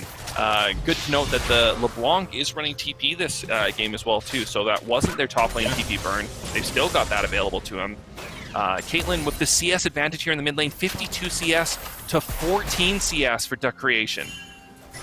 Yeah, pops the ulti, just continuing to harass Dark Creation from pretty much anywhere in this lane. That Caitlyn just has so much range available to her. Yeah, and I think she may have perfect CS. Like, she's right now, this game, she's got so much gold. She's got, doesn't have it anymore. The flash away, though. Will it be enough? Here. Dark Creation now getting chased down. Kitten will force the Rift Walk out. The ultimate coming out, the equalizer blocking off the way for Dark Creation, who will be able to Rift Walk over the wall and get away safely. And teleport burnt by Vanish. Watery just walked down from the top lane. Vanish had to teleport. The binding from Trin just misses out on the Caitlyn, and Watery will go down for his troubles, helping out in the gank, but going down ultimately, and 1-0, going the way of Team Fail support. Yeah, a huge pickup for Team Fail support, and that also puts their top laner and their jungler in the range of his dragon here, so that's going to be a freak dragon as well, too, for them. Red Dragon first to come up, so we are going to see no Red Dragon this game. We're not going to see the old boopin', boppin' damage buff if they do manage to hit that 4th dragon with Red Dragon. Not going to see that. It'd be weird if we saw another air dragon. We've been seeing so many as our 4 dragon bonus to be air dragons. Yeah, and it is a possibility the next dragon will be Mountain Drake, so no mountain shields coming out from the Dragon Soul either. Now Canadian jumping forward, gets the root onto Huang, will connect it fully. Trin now trying to body block for this Ezreal, and Canadian getting burnt very low. Cupic still trying to trade away. The power cord comes out. Cupic getting the kill once again. 3-1-1 now on this Sona. Cupic is the carry no matter where he's playing that Sona. Yeah, Cupic on this Sona is absolutely dominant. He's just very, very hard to deal with. He's got a massive level of ideas of how much damage he can put out, having played that Sona in the mid lane, where his goal is not only to survive the lane, but to try and kill his target. He's really got a better sense than any Sona I've seen play of how much damage they're able to put out there. And if you can see, he's got a really good grasp of which chords he wants to put out there too. He put out his dissonance chord, the damage reduction one, when he did get snared there as well too. So trying everything. And that's the big thing as well, is knowing how much damage you can take as that Sona, because she does not take damage well. No. And if you look at the CS differentials, we do see Caitlyn with 76 to Castan's 28, and Ezreal 50 to LeBlanc's 36. Hate to interrupt you, but we do have a gank onto Watery in the top lane, and Watery will go down 0-2 now. We're talking about how Rumble doesn't want to go 0-7, but Watery's on the path to that. Yeah, this is going to be tough, especially if the Karthus is choosing to put a lot of his pressure towards that top lane. They do need to worry about casting ganks into the top side as well too. Fortunately, though, for Watery, Caitlyn pushing the lane in extremely fast has really not enabled Castan roams yet this game. And Castan, having been shut down with CS, he's not going to be very strong for a while at least. Yeah, and now Trundle jumping onto Long there in the bot lane. Took the Blast Cone over. Not going to find too much. Going to try and clear a ward here. Trin not going to throw out the binding. And Dark Creation, yeah, just taking punishment in this mid lane. Only 30 CS now. A 60 CS lead for Kimchi in the mid lane. Yeah, and only a 12 CS differential in the bot. Wow, he might be able to get him here. So much damage coming up from Kitten, but he does have to worry about Dark Creation. You don't want to give free Dark kills Creation over to this Castan to let him back in the game either. Yeah, no, exactly. So Dark Creation will be enough to ward off this Trundle, but looks like they are just going to push in this mid tower, try to get another plate, maybe give a better back for Caitlyn here. Yeah, Caitlyn here has her BF sword purchased already, but she's likely got a bunch of gold sitting in the in her little pocket as well too. Yeah, sitting on 1,700 right now. Now Watery gonna get chased off by Vanish. Trin will miss a binding as we go back to the mid lane, and the tower continues to get focused down. King taken a little bit low, but will get out of that one. Taking out all the plates except for the last one. Yeah, I'm interested to see what Caitlyn chooses to go for as her first item this game, especially playing against the Castan, or if we do see a lane swap at a point as well. Caitlyn down to one tower plate now in the mid lane. After he gets that tower, are they going to swap to a normal mid? Storm taking so low that flash forward. The power forward will be enough. The ultimate coming out from Karthus will be enough to help Trin take down Cupid. The support, killing the support Canadian, will have to back away as the tower shot comes out, pops the passive, and Cupid is just popping off. Yeah, Cupid really huge already. Already has his Archangel staff. He's got his upgraded support item as well too for him, which is massive. So it's 11 minutes in the game, and he's going to be able to place those extra wards for his team. Really big pickup. It looks like Morgana's on a similar timing as well too, though, so that's good for her. Yep. Yeah, has those wards available as well, but yeah, I mean, with 4 kills to his name, Cupid probably going to have the higher pressure value, being able to put that out on the map, especially now that he's level 6 and has that ulti available. Cupid now harassing onto Antimi. The ultimate from Caitlyn, not enough to finish him off. Cupid will pick that one up with the Q coming out there. Kimchi now fighting onto Dark Creation, and Trin will chase them off as the Rift Herald gets reset, but I believe Kitten is just going to take that one. Yeah, and Kimchi does opt to go for the item that I thought he would go for. He goes for Storm Razor first in this mid lane. That's going to give him a lot of extra quick trading here onto the Castan. And he's probably, is he going to go for the tower here? No, he knows that he's so low. He's probably going to die. The tower hit does come out. His team is on Rift Herald, so yeah, he's actually safe here.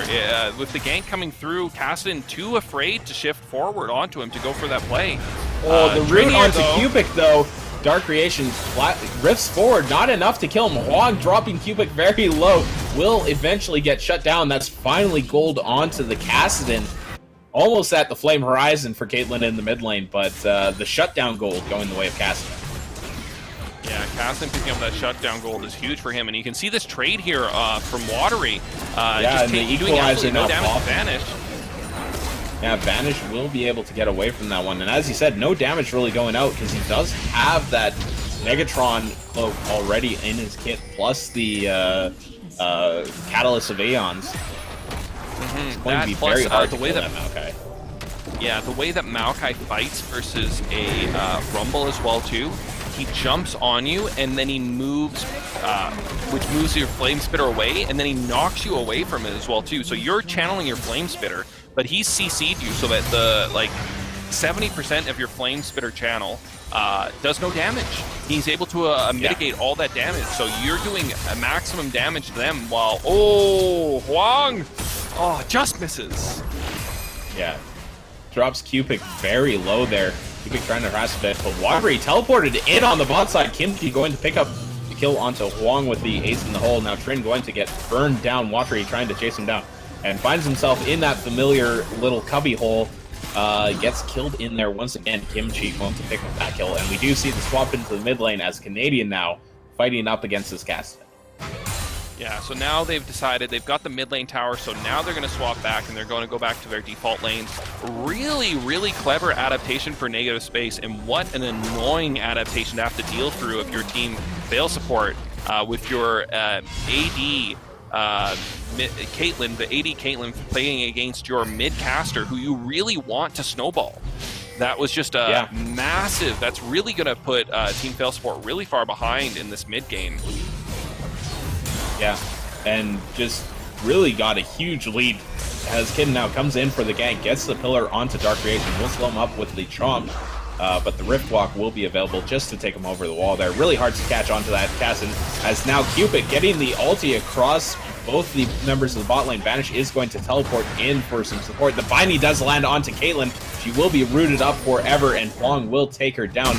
The ultimate from Karthus not going to find anything. Yeah, huge spree pickup there for Team Fail Support. All the CC in the world gets layered onto that Caitlyn there. She gets hit with Morgana Bind, followed by some more stuff. Just a lot of crowd control falling her way. More stuff. There was lots of stuff that hit her.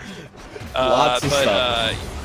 Lots of stuff. They try and start that fight off, almost make it a good fight, but unfortunately for them, they are pushing and pulling a lot of aggro, and Caitlyn is a little bit further forward than she's been this game, and that's going to be her first death.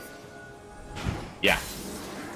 Yeah, and that is pretty big to get Caitlyn off the map, because Kimchi, as you were saying earlier, had quite possibly perfect CS for a long time in that mid lane. And just continuing to harass throughout the map, so relieving a little bit of that pressure, finally getting Caitlyn off the map. And it looks like they swapped back again to their lane, so K for Kimchi is going to be in the solo mid as well, having taken down that tower. Watery coming here to collapse here to try and get him. Yeah, Vanish going to be taken down very quickly, has no armor built really other than that Ninja Tabby. And Caitlyn just able to peel right through him. Yeah, and I don't know if we commented on it or not yet, but it's another Cloud Drake. It is. So no, we didn't mention that. We kind of talked about it when the first dragon went down. So once again, yeah, we're going to go for the Cloud Soul. Probably the 5th or 6th one we've seen in the tournaments. And Dark Creation's going to go down. Yeah, big pickup there for a negative space, and this is just really, really hard for Team Fail Support to deal with right now. They can't force an engage because negative space has a higher damage point, and Caitlyn is, oh my god, the ulti from Sona doing so much work. Now Antimi going low. Kin will jump forward and kill off Trin. Double kill coming out as he kills off Huang as well, and Antimi goes down from K for Kimchi, from very deep. And now Vanish left all alone to defend this mid tower. I don't know if he's going to be able to do it. Top lane tower goes down, leaving just bot lane inner tower as the only one left. Does get the shutdown onto Trundle. Dark Creation now trying to chase them away, but he just gets torn up by this Caitlyn. Caitlyn is massive. This mid-game Caitlyn with 2 items is one of the most frustrating things to deal with in games. Just able to freely siege towers. Caitlyn competent with her mechanics. As long as she has mana, she's got a lot of tools to kite you. She does so much damage so quickly. Yeah. She now has rapid fire cannon as well too. So Caitlyn, with this massive, massive range, is just going to be happy to poke down and grab these towers. And Trin going to find Watry out in the jungle. Both the mages go golden on the side of Team Fail Support, keep themselves alive. Watry has to back away from this one. And Timmy now very low. Cupid playing very aggressively forward. Kills off and Timmy with the power cord. And now Huang taken very low. Canadian will get him with the chains. And the ulti from Karthus just not doing enough to kill off Canadian. That is the jungler down, and Kitten is going to start up this 3rd dragon of the game. So, Negative Space continuing to roll here in game number 2. Yeah, Negative Space have a lot of control over this game. Last game, they really were not in control at this point of the game. They were very, very far behind. It was looking pretty scary for them. Duck Creation was absolutely massive. Unfortunately for TFS this game, Duck Creation is not massive. K for Kimchi is massive instead. So this is a very scary mid-game point for TFS. They've got most of their objectives, 1st tier tower and 2nd tier tower mid gone, 1st tier tower and 2nd tier tower top gone. So only 2nd tier bot lane remains. 3 inhibitor towers going to be able to be sieged, and Caitlyn, the best AD at this point in the game, doing that. So this is very hard for TFS to play against right now. Yeah, and you're saying earlier how much damage she was putting out with 2 items. Technically did not have 2 items, only had the Zeal completed, so technically on 1.5, so even more damage going to be pumped out with that Storm Razor passive, increasing the damage on the rapid fire cannon as well. Now Vanish getting caught out by 3 members here, will pop the ultimate. The ulti from Caitlyn, the ace of the hole, not going to be enough to kill him, but Watery will help Cupid burn him down. Another kill for this Sona. Canadian now on a killing spree, picking up Trin in the jungle, and Negative Space is running away with this game and possibly the series right now. Yeah, Negative Space have really just come alive this game. Their top lane still was having a little bit of issues. They got a little bit of pressure there. The Maokai was pretty hard for him to deal with early to mid, so not a huge advantage there. But Rumble's now into a team fight place. He's got Leandries, he's got his Pen Boots, he's got his Haunting, or what's it called? He's got his Oblivion Orb, which is also more spell pen, and now they've got Baron. So they've got the ability to split. They've got 2 teleports on. They've got a teleport on Canadian on the support, or on the mage, as well as a teleport on Watery for the top lane. Antony is level 11 now, but still only has his jungle item completed. Isn't putting out a huge amount of damage right now. Ezreal doesn't quite have Manamune fully upgraded to his Mirror Mana yet either. So for TFS, they haven't hit their item breakpoints right now. And Negative Space are absolutely looking to take a fight. So this is a very scary time for TFS. They don't have great wave clear either. It's going to be very hard for them to hold these towers, especially against the long-range, huge Caitlyn that's in this game. Yeah, and as you say that, Caitlyn just popping the ace in the hole onto Morgana takes out probably 20% of Morgana's health. So just continuing that harass early on. And even though we don't have them lined up, technically K for Kimchi was the mid laner for this game. Wong on the backside, he's nowhere he should be. Just gets taken out. Trin having to flash away from the Trundle here. Maokai will come in, root up the Caitlyn, but he doesn't have enough damage to take down this Caitlyn. Nobody has enough damage to take down this Caitlyn right now, and Negative Space are just going to continue to push in onto Team Fail Support's base. Yeah, this is the most dominant game that we've seen from Negative Space, and it really is all coming out from that mid lane with the cheeky swap of their AD to put him in the mid lane versus Duck Creation X instead.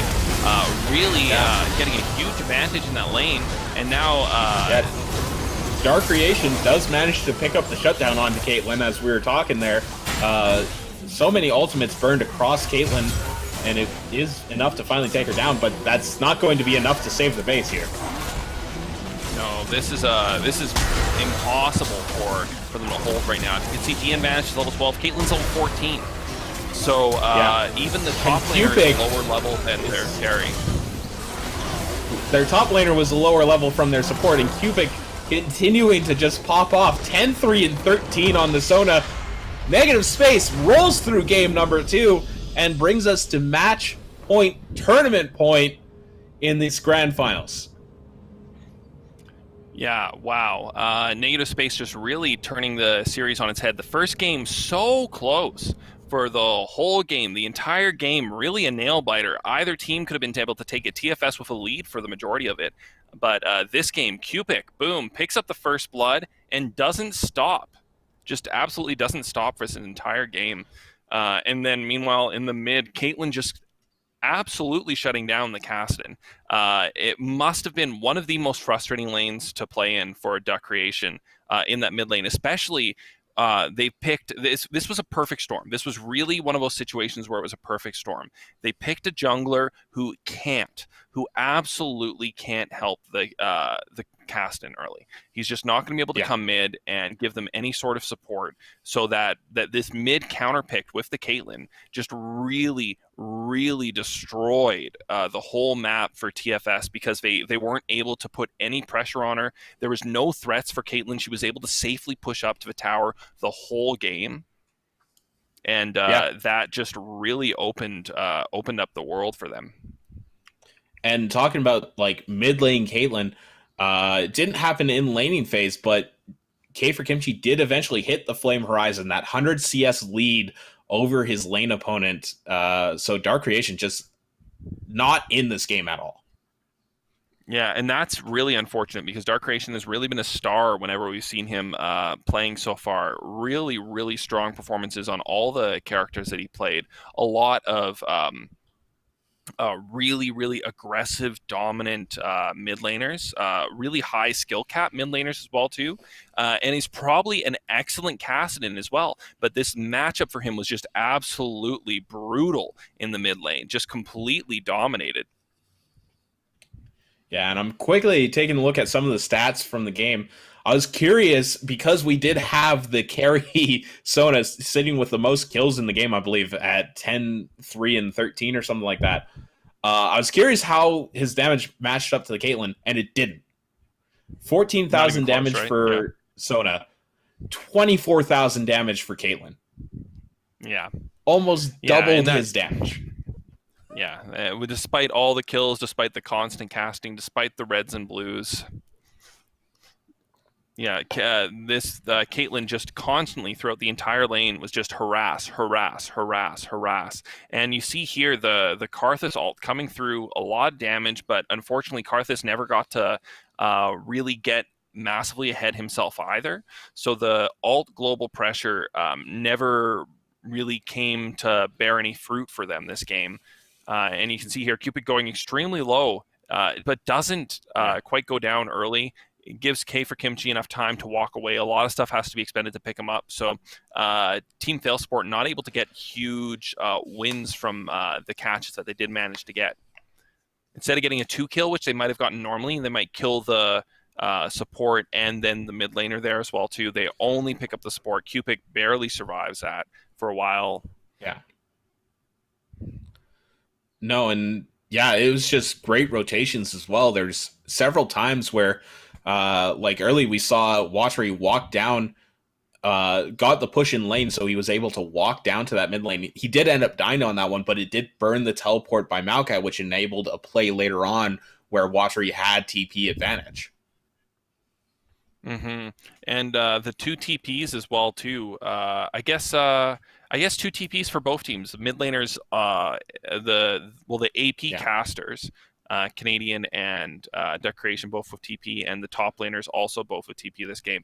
And this was the first kill onto that was the Ever CC, Maokai's CC. That was the Ever CC that I was thinking about. All the rest of the CC. You got all Morgana and you got all the rest of it. But yeah, like didn't go down very often, Kimchi. Like he was in very good positioning for 99% of that game. And even that catch, kind of, there wasn't a whole lot to do for Caitlyn.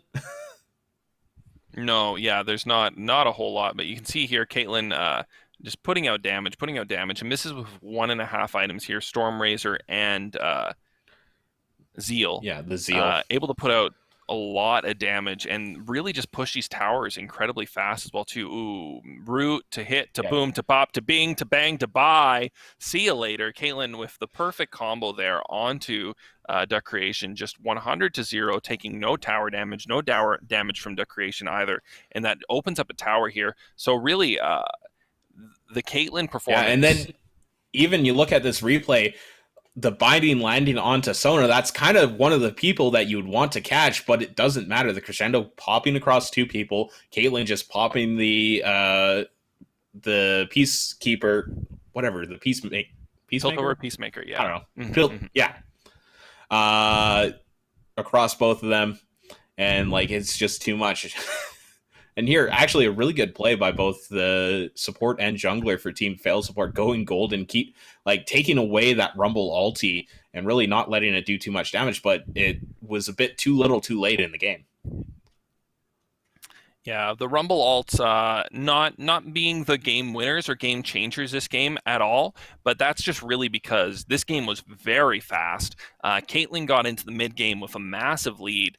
And when you do see games where Caitlyn gets in the mid game with a massive lead, if your Caitlyn's good, you should win that game.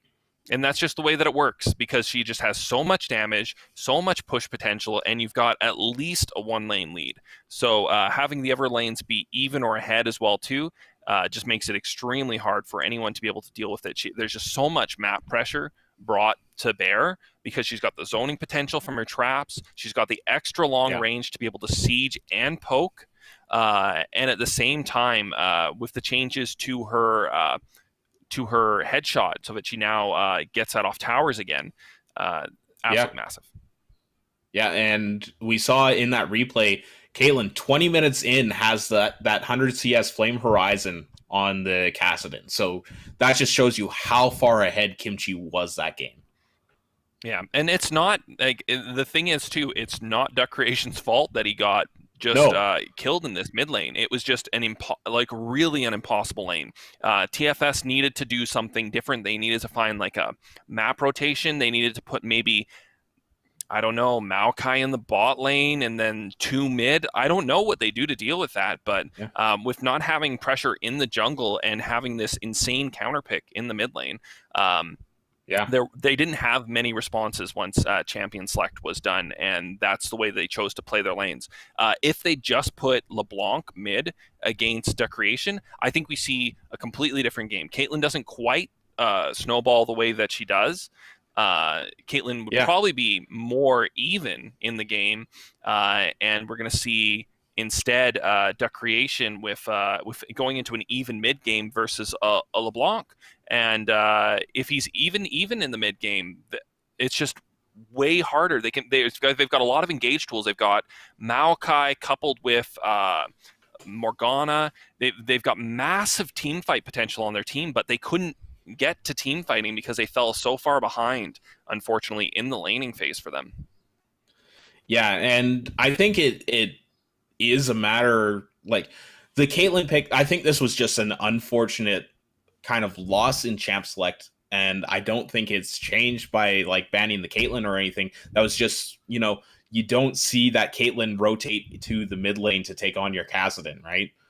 Well, and again, I want to reiterate this one more time. Like, it's not just the Caitlyn versus Kassadin. It's Caitlyn versus Kassadin with the Karthus jungle, where the Karthus jungle can't come and help you. Like, Caitlyn's going to be pushed under your tower, but Karthus is just, he's just not. He's not. There's not enough CC there point in the game. Yeah. So maybe you take this away as just, we got really unlucky on how things panned out. Not necessarily Team Fail Support's fault. It was just one of those kind of acts of God almost that took this game away from them. And a great plan by Negative Space. Yeah, fantastic planning from Negative Space, but you definitely have the option to come back with this one, but I don't think it centers really around focusing that Caitlyn pick. I think, though, maybe we look at Sona, because Q-Pick is just going wild in this series. Yeah, Cupid is a scary person to begin with, but Cupid has been getting with Sona uncontested pretty much these games. So I don't know if their support plays Sona. So I'm not sure. We are going to see Team Fail support on the double pick this time. So that's going to give them some options to either pick away or ban away. But if their support doesn't play Sona, then you can't really pick it. Like at this point in the game, you can't really pick Sona if you don't play it at this level, because you're just going to get you're going to be so squishy in a lot of dangerous positions. So Trin has seemed to play more of those engagey type supports, and he's very good on them. So we'll have to see what they choose to go for in this ban phase. But this is going to be one where we might see some big changes into what they're banning. So we may see some champions that haven't been open end up being open. But I don't expect to see a Caitlyn ban at all. I do think that was just a one-time, Yeah, the flash in the pan. I'm pretty sure Team Failsport probably don't make the same mistakes that led into the disaster that was that Caitlyn. But we'll have to see. We're coming up on Game 3. This is tournament point now for Negative Space. And we'll have to see what adaptations Team Fail Support come with to try to get back into the series. When we come back for game number 3, we're going to take a short break so we can catch our breaths and kind of let the teams figure out what they're going to do a little bit more. While we're gone, you can take a look at the donation link. There's a big old picture down there with a donate button that you can go and click on to help support the charity that is the Edmonton Food Bank, which is what we're doing this tournament for. Absolutely. So donate quick, donate now, donate later, donate lots, or just donate once. That'd be great too. So we're going to take a short break. We will see you on the other side of that break with game number 3, possibly tournament point for Negative Space.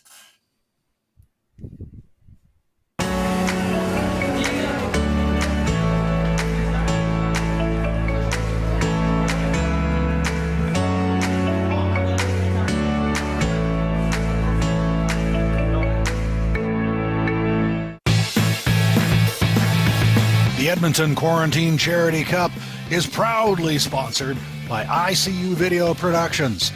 We don't webcast, we procast.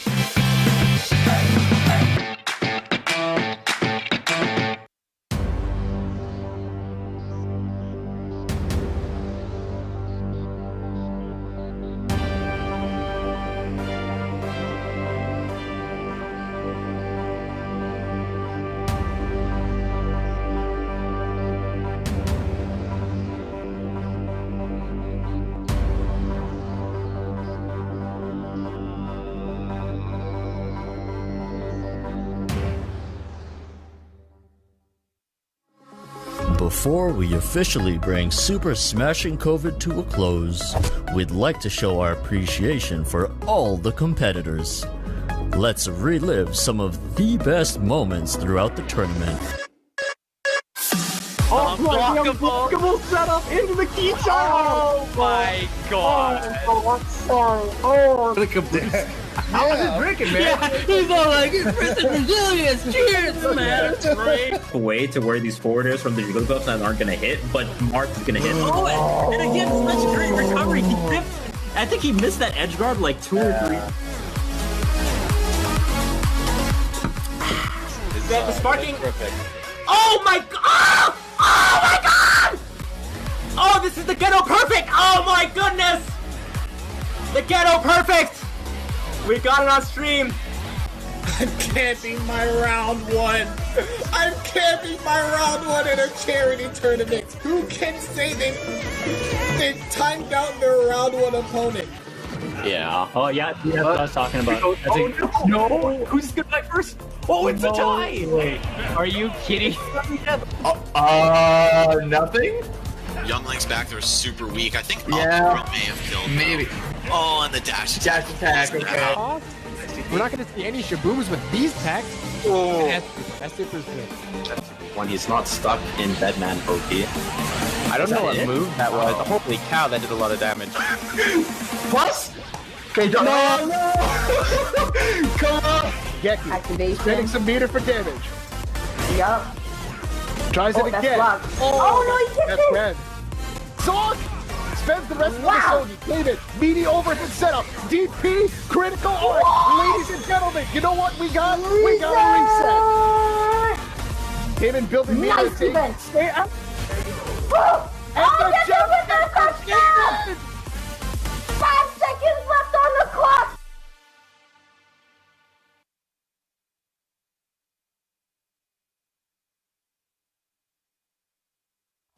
ASA is a non-profit, province-wide collection of gaming communities.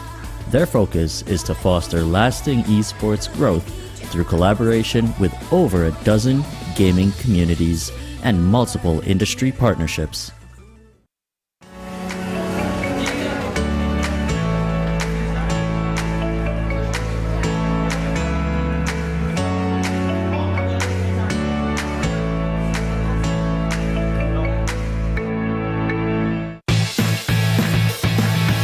The Edmonton Quarantine Charity Cup is proudly sponsored by ICU Video Productions. We don't webcast, we procast.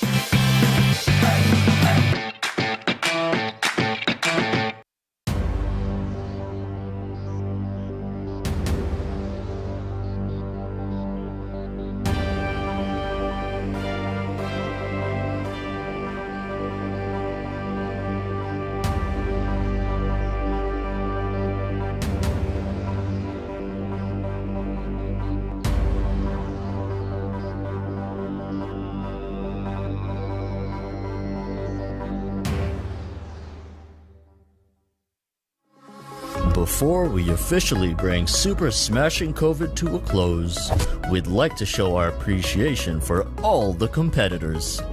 Let's relive some of the best moments throughout the tournament. Oh, the unblockable setup into the key charge! Oh my god! Oh, I'm sorry. Oh, Look at this. How is it drinking, man? Yeah, he's all like, it's Prison Resilience! Cheers, man! It's great! Way to where these four. All right, ladies and gentlemen, welcome back to ICU Video's Procast of Overclock Gaming's Edmonton Quarantine Charity Cup. I did it right this time. I nailed it for possibly the final game as we get into game number 3 between Negative Space and Team Fail Support. I'm Kevin Noteman Kyle alongside Tim Los Panderos Cooper. That's me. That's you. You worried me for a second. I hadn't unmuted the window, so yes, you were right to be worried. There we go. We had Justin do that earlier in the tournament during one of the days that he was on. Forgot that he muted the window. But getting into picks and bans for game number 3 here, we see the Sona ban. Yeah, there it is. There's the adaptation. No more. No more Sona. No more for her. It was great while it lasted, the Sona, that is. She was making a lot of really fun plays, but she was making a lot of really fun plays. So all 3 bans from the side of Team Fail Support are actually all targeted at Q-Pick. We see the Lux ban, Q-Pick. Yeah. We see the Zoe ban, Q-Pick. We see the Sona ban, Q-Pick. And then now we got the Yumi. 2 out of 3 bans from Negative Space being targeted at Duck Creation, Zed, and the Katarina. And then the Darius being targeted at Vanish there in that top lane. Yeah, importantly, not the Yasuo that we have seen Dark Creation on a couple of times in this tournament. Yeah, I think when he picked the Yasuo, though, I think they already had the Maokai. So I'm pretty sure that that is the key piece that they're looking for when they're going to be going for that Yasuo play, because Yasuo on his own, obviously, decoration, massive. But once if you have a Maokai who can engage on the backline and do his just head smash, and now all of a sudden you're in, that really just changes the game. So so I think probably because oh no, wait, they do have the Maokai. What am I saying? They absolutely do have the Maokai. That's why I was a little confused as to where you were going with. I got the sides confused. No, so yeah, I'm not sure why they have opted not to go for the Yasuo. They are going to go for a different pick. It might be the Echo mid, but likely that's going to be in the jungle for the Echo. So we may still see Yasuo come out. That is possible. So we might see a Yasuo ban here from Negative Space as well too, as their 5th ban. Echo is a very strong jungler right now as well. So, well, and this is kind of interesting because that means so. They just banned the Morgana on Negative Space's side. We've seen Morgana in both the jungle and the support role for Team Fail support so far. In theory, right now, we have both the jungle and support picked with Echo and Nautilus. That is true. Yeah, we do theoretically have them both picked. I mean, Echo obviously could be flexed, but they do recognize the Yasuo as well too, and that is going to be the 5th ban here for Negative Space coming out. So maybe that was what they were thinking. They also... with here, you see how they're on the double pick now, which means they're on the red side, which means that Duck Creation has said, I'm not getting counterpicked this game. I'm picking my champion last. I am picking last. So we're gonna see what we see here, but it's likely gonna be that Corki in the mid lane versus either the Echo for Duck Creation, or we're gonna see right here what they're gonna look to go for. Yeah, and they do pick up the Sivir for likely going to be Kimchi, I would imagine. Though it could be Kimchi playing Corki in the mid. Like, they could swap things around a fair bit here with players going in different spots. Most of that team has kind of played pretty much anywhere. Yeah, most of that team can go anywhere. And the last pick is going to be the Graves, though. But Graves right now is still we're still in choose your loadout, so the characters are being shuffled around a little bit. We would think that Graves is going to be going into that jungle there for Antony, and then Echo would be going back towards the mid lane. But it's also possible that what we're going to see is we're actually going to see the Graves go mid for Duck Creation. Duck Creation still has him on his lock right here. I'd be very shocked if we saw a lane swap here from Duck Creation moving into the jungle, but they still haven't swapped characters. I don't think that this is a bait. Really rare for people nowadays in Champion Select to time out to last second to trade, just because of a risk of it not going through. What if the other player is not coming? The client's not reliable enough, really, to be honest, to trust that they're going to get the thing sent to them and you're going to click it and it's going to go through in the last few seconds. So their loadout is locked. Duck Creation is going to be on the Graves, likely in that mid lane, unless we do see a lane swap between these two people. But that would be a big surprise. So very interesting. Graves here versus that Corki in the mid lane. They have been moving people around, but I expect that we'll see Corki, not the Sivir, in that mid lane. I think we did see Antimi on not a jungle pick for one game in this tournament. I don't remember which, but I think we did. So it is possible that Graves is flexed to jungle. We haven't really seen Graves in a lane since his rework, honestly. No. His rework kind of really pushed him into that jungle. So... yeah, so we're going to have to wait till we get in to really see where it's going, because I mean, I've been surprised by a lot of the placements that these teams have gone for today. I mean, we don't expect to see Caitlyn's in the mid lane. We don't expect to see Nocturnes in the mid lane. We did expect to see Vasona in the mid lane, but it wasn't going mid lane. No. You know, so they're though honestly, it was basically a mid lane Sona. Yeah, by the end of the game, or by the mid of the game, really. Yeah, by the mid of the game. Just had a support item with him. That was the only difference. That's just extra gold generation, though. I get gold when I hit you. Why wouldn't I want this item? I get gold when I hit you, and I'm going to hit you all the time. Yeah, but we do see Watchery back on the Rumble again. So, once again, going back to Negative Space and just that team fight-oriented playstyle, really focusing on that Watchery in the top lane. Yeah, and Watery has like a pretty diverse champion pool. I'd love to see some Cho'Gath. I don't think we're going to see any Cho'Gath today, unfortunately. Yeah. But Watery on that Rumble there in the top lane. Yeah, he's very consistent. Again, didn't get a big lane advantage. That's not really what we're going to see. We're going to see probably the same type of thing this time. It's the same matchup. It's Rumble versus Maokai in the top lane. Maokai will come out slightly ahead in that matchup. Maokai will, bring a lot of utility to team fights. Rumble will bring a lot of damage to team fights. And it's really going to be dependent on what happens around the other sides of the map or how their team fights engage. Negative Space has been really good at staying grouped quickly together. So they've been very good at coming together really fast and forming that sort of ball to take objectives or collapsing on each other's teams. The comms for the teams, it's hard to know exactly how the comms go. I am familiar with how Negative Space's comms go, however.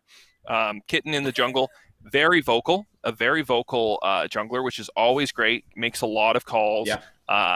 Always communicating what's going on. So there's very active comms on their side.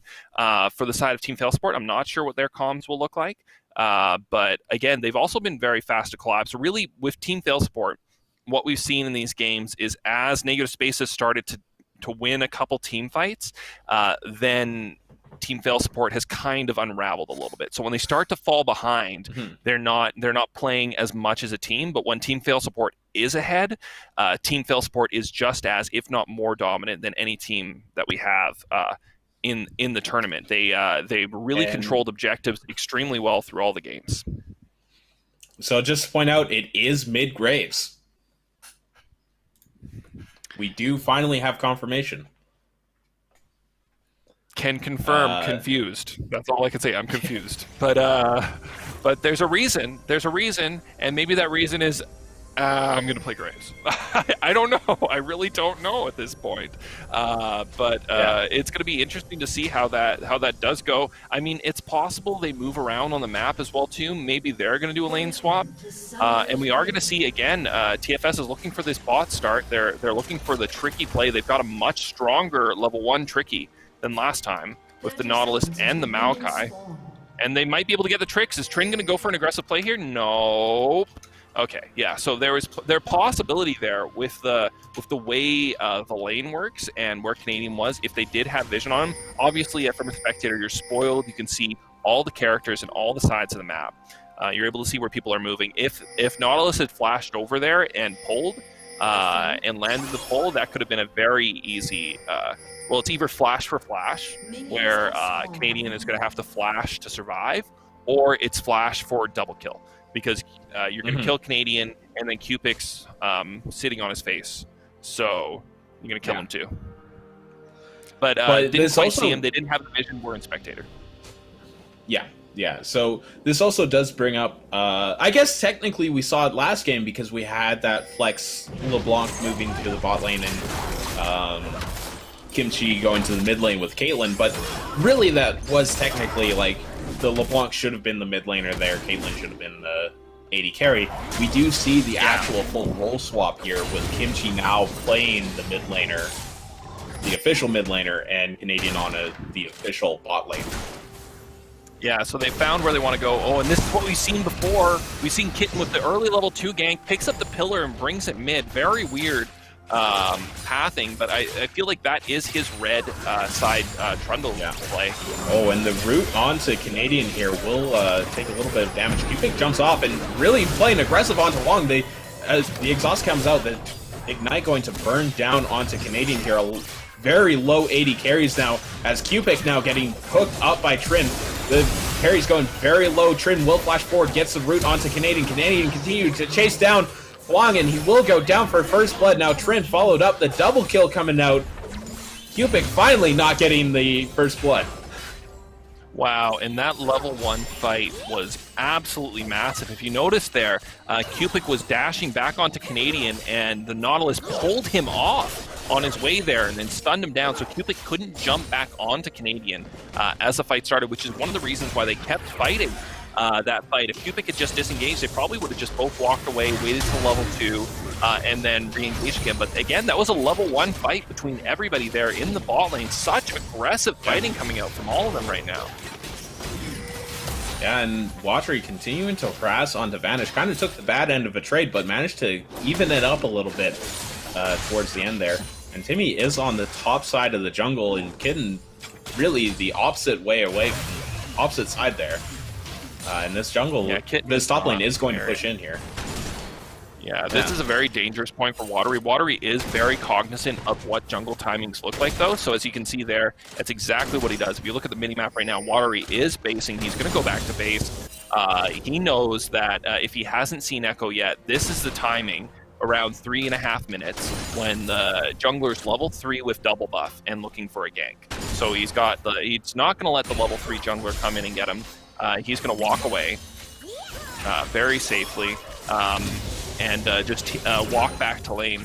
But unfortunately for him, DN Vanish might be able to get a freeze off here. We do have Kitten coming in for the gank down on bot lane, but not a whole lot going to happen there.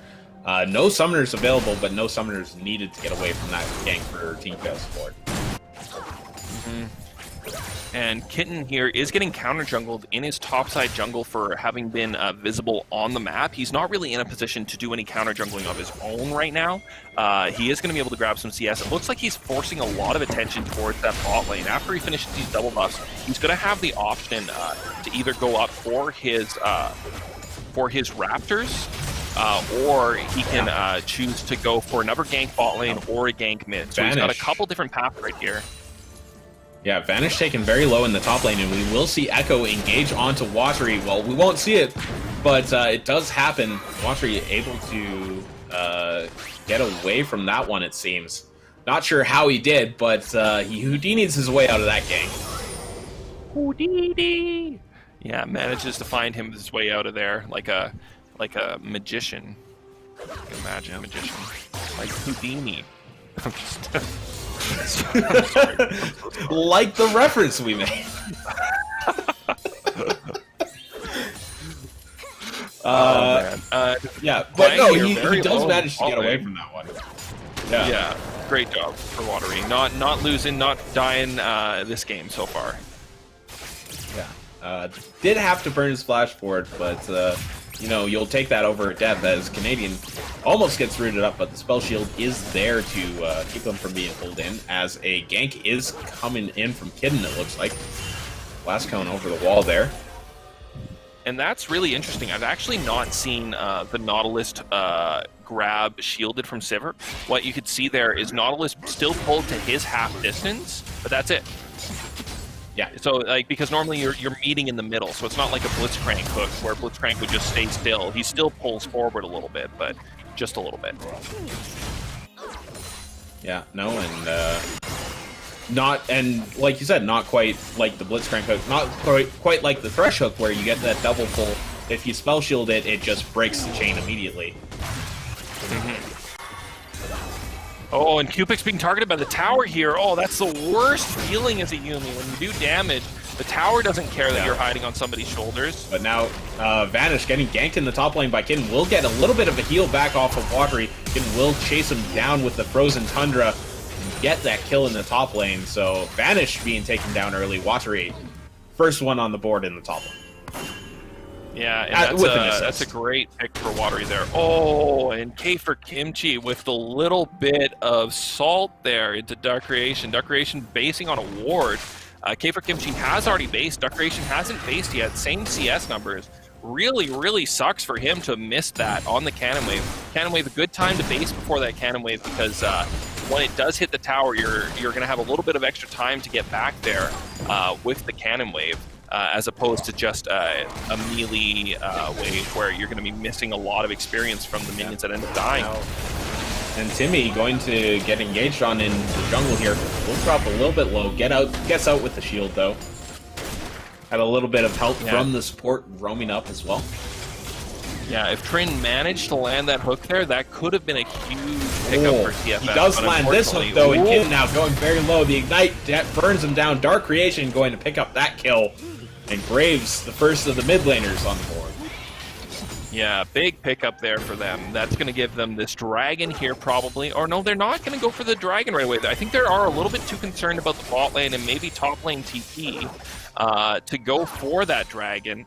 It was a big pick onto Kitten there, and they did have a lot of people there, so I'm not really sure why they didn't choose to just go for it. Jungler was in the area, but they've decided... Oh, Antony is very low. That's why. So Anthony was quite low. Yeah. Decided not to go for that dragon. And we're going to see instead a little bit of reset. It looked like Kitten was trying to set up for it as well, too. So to stop the dragon and to pick up the kill is really big for TFS, who have been falling behind a little bit in this game. Maybe a little bit of momentum has fallen away, having such a hard game 2 and such a hard fought game 1. That first game, so incredibly close for the entire game. What a great game. And then game 2, just unfortunate for a lot of the players on their side. And Dark Creation getting taken very low here. Does hack back up from the support in jungle. Kimchi will go down eventually, as the ulti from Dark Creation does take him out. Huang now in the trouble in the bot lane. Canadian will not be traded. Gets enough of a heal and a shield from Yuumi. Holy man of Batman. That was insane. I absolutely thought Huang played that basically perfectly. Takes 2, not 3 ticks from Cupid. Doesn't get knocked up, snared. Manages to get Canadian to tank so much tower damage there, but somehow with the barrier plus heal from Yuumi plus Yuumi heal, Canadian does manage to survive, and he is able to walk out there, and that is a clean dive at level 6 by 2 laners with no successful CC landed in the bot lane. Really rare that you'll see something like that happen. Yeah, really taking advantage of Trin not being there from his movement earlier on, as the equalizer now popped. Watray trying to go on to Vanish here. Vanish taken very low. The Flame Spitter will be enough to help him take down that one, but Antimi comes in for the cleanup. And we can see why Antimi's on that area. We hear Vanish calling that he's getting... I'm sure we're hearing Vanish on his comms. He's letting them know that he's fighting. Antimi's communicating that he's on his way. He takes the fight, takes it a little bit too hard. Does go down against Watery, but Antimi is there for the cleanup, which is very important for TFS. TFS not letting these advantages that negative space take go completely uncontested. They're at least grabbing something on their side as well. Now Dark Creation getting chased down by Kitten here. There's so much move speed on that Frozen Tundra. That was, I believe, one of the things that was nerfed on Trundle this patch, but really not showing it here as Antimi now coming in for the counter gank. Dark Creation will just pop him with the Q. The ultimate from Jinx comes out. I believe it landed onto Corki, but not going to be enough to kill him off. Yeah, and that's one of the differences with Graves as well, too. If you're a very good Graves player, you want to get as many of the buck shots to hit the target. So the real reason why he bursted so hard there is you've got the Q damage, full Q damage, and then all 3 of his auto attack shots hitting him at the same time. So a massive amount of damage coming out really quick into his face, and possibly even a crit. Judging that he does have a cloak of agility, so a massive pickup there for Duck Creation. 3-0-0 on this very non-meta mid pick. Yeah, and we've talked about it a few times because Kitten has played that Graves a lot in the jungle throughout the tournament and the show matches, where tower dives are not necessarily that easy with Graves because the tower can just intercept your shots as you go. But that is something that players, when Graves first came out, had to learn about pushing towers with them, is you don't want to stand at his full range to hit the tower. You want to be as close as you can to make sure all that buckshot hits, as you said, just to do the most amount of damage. Yeah, all these little intricacies of champions are what enable you to do your maximum damage. So if you are a lower ELO player watching this game here, if you watch just like some of the movements that some of these characters, these players make, you see that quick turn by Watery there. He doesn't just keep running away. Yeah. He turns around, he hits him with the Flame Spitter, hits him in the face, does a whole bunch of damage real quick. And that not only tags him to make sure that he's got the damage on him, but he's doing maximum damage, manages to trade 1-for-1. So a lot of mistakes but less experienced players will make is when they're running, they just run. In these games, you'll almost never see a player just run. They're running, they're trading back as they're running. And of course, that can be very difficult, and it takes a lot of mechanics. Yeah. But there is a reason why a lot of these players are up in Grandmasters, Challengers, High Diamond.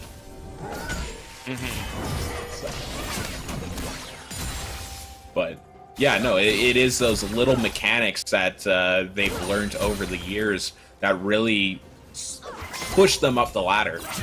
So definitely, if you're a newer player, that's one of the things when I was first coming into the Overclock tournaments, I really loved playing against these high-level players and coming into the Thursday night leagues, was getting the chance to learn all of these different mechanics that you can use on these characters to get better at the game.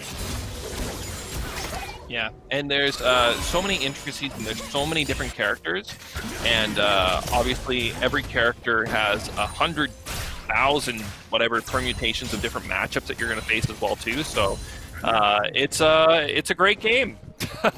Yeah, big commercial for League, I guess. Everyone's here already watching League. I think they probably agree. Yeah, I'd imagine most of the people watching do play League to some extent. And kind of already know what we're talking about, but it is something like you don't think of necessarily with a lot of these video games, and sometimes like you think, okay, you've got a bunch of characters, but they only have 4 abilities. How many different things can happen? As we do see Graves almost take down the Trundle in the jungle there. Oh, what a spicy dodge from Kitten. The old press the S button and hide in the corner. Knows that Graves is going to look for the execute there, doesn't keep running away, manages to predict what he's going to be doing, and just stays still. Yeah, and then Timmy getting the gank off in the top lane as well. Watchery will go down with that one. Almost takes down Timmy with him, but that recall from Ezreal just being so powerful. Your tower dives. Yeah, Ezreal unfortunately has the mass power. Ezreal? Sorry, did I say Ezreal? Did I get you saying Ezreal? Did I say Ezreal? I don't know. You said Ezreal. So. It was Echo. Echo is the Echo. champion that we're supposed to be talking about. Okay, yes, Echo, yep. I got very confused there for a second. We can blame me, though. Probably my fault. Yeah, Trin having to flash over the wall there. Kitten does get the catch with the pillar. Pretty good one there. Burning the flash from the Nautilus. Dark Creation with the massive wave clear on Graves, at least, trying to maintain this tower. Yeah, and Timmy looking to go in, but the hook from Trin just misses out. Probably would have been a go button if that hook had landed onto someone. Oh, that would have been massive. If Trin had managed to land that hook, that would put him in a great range to throw his ultimate out as well, too. Oh, so many hooks so close this game. Yeah. Nautilus is one of those champions where when you do land those hooks, it really can change the game. And these players are exceptionally good at dodging. A lot of movement speed, too, with Sivir plus Yuumi on top of it. Yeah. Trundle with added movement speed. Rumble even has movement speed bonus. Yeah, pretty much everyone on their team has movement speed bonus. Actually, Corki as well, because with the package, he does get that movement speed bonus. Yeah, plus his ability to just jump away. So yeah, it's a little bit tricky for Nautilus this game to get in there. But if he does manage to get in there and throw that ultimate down on the back line, he was very close to being able to hit that there. It could be, could be massive for them. So we'll see how the Nautilus chooses to play as the game goes on too, because Nautilus isn't one of those champions that necessarily needs to use his hook to engage. He's a very good sit by my AD and peel champion. He's got the slows, the snares, the grab to pull them away, to change targets. Holding burst Batman. That's Canadian going down after a flash from Dark Creation. And now Watchery popping the equalizer will burn down Dark Creation, slow him up a little bit. Yuumi on the backside, just solo ulting Dark Creation, and will take him down. And Timmy now in a little bit of trouble. The Chrono Break puts him in the pillar. Gets stuck there, will try to get away. Vanish here trying to help his jungler. It won't be enough. Watchery going to burn him down there. And now jumping onto Vanish. Pops a Q, but not enough healing coming out. And can actually Yuumi going to keep him alive for just a second longer. Vanish going to try to do what he can, but the Nautilus will burn down to Watchery. And Wong finally takes down the rest of Negative Space here after what seemed like an extremely long fight. Now Canadian chasing down onto Wong will take him down with the movement speed from his ultimate. And this fight just continues to go back and forth and back and forth. Yeah, and that was kind of what TFS wanted. They wanted Jinx to start picking up some kills there. She did manage to pick up one of those kills. Unfortunately, when that fight started, Jinx still hadn't had a full completed item. She did buy Grievous Wounds early, which delayed her IE, so she now has her IE, but she didn't have it there in that fight. So not connecting with those rocket crits onto a target. Would have really, if she had managed to get a couple crits off with her IE there, that really could have turned into a quick triple kill with no trade match here. Yeah, the hook in by Trin goes gold and just keeps himself alive for a little bit longer. Watery burning down people with the equalizer. So many people going down immediately. And Dark Creation on the backside will be dueling it out with Kitten trying to stay alive here. K for Kimchi finally arrives in the fight. The Trundle goes golden, and it will just be Vanish trying to save this fight as Wong coming in a little too, possibly too little too late, but it is very low now. Vanish still very healthy, and Wong will take down K for Kimchi, takes down Trundle, now chasing down Cupid. Team Fail Support is turning this game around on the back of their AD carry, who has been popping off all tournament, been a little bit quiet here, but now he's showing up on this Jinx. Oh, and that is not what Negative Space wanted at all, and that is exactly what Team Fail Support wanted. Their team is set up to make Jinx do work. So now that Jinx picked up that IE after that last kill in the last fight, picks up the kills there in the bot side, now 3-3-3. So massive amount of gold change there for the Jinx.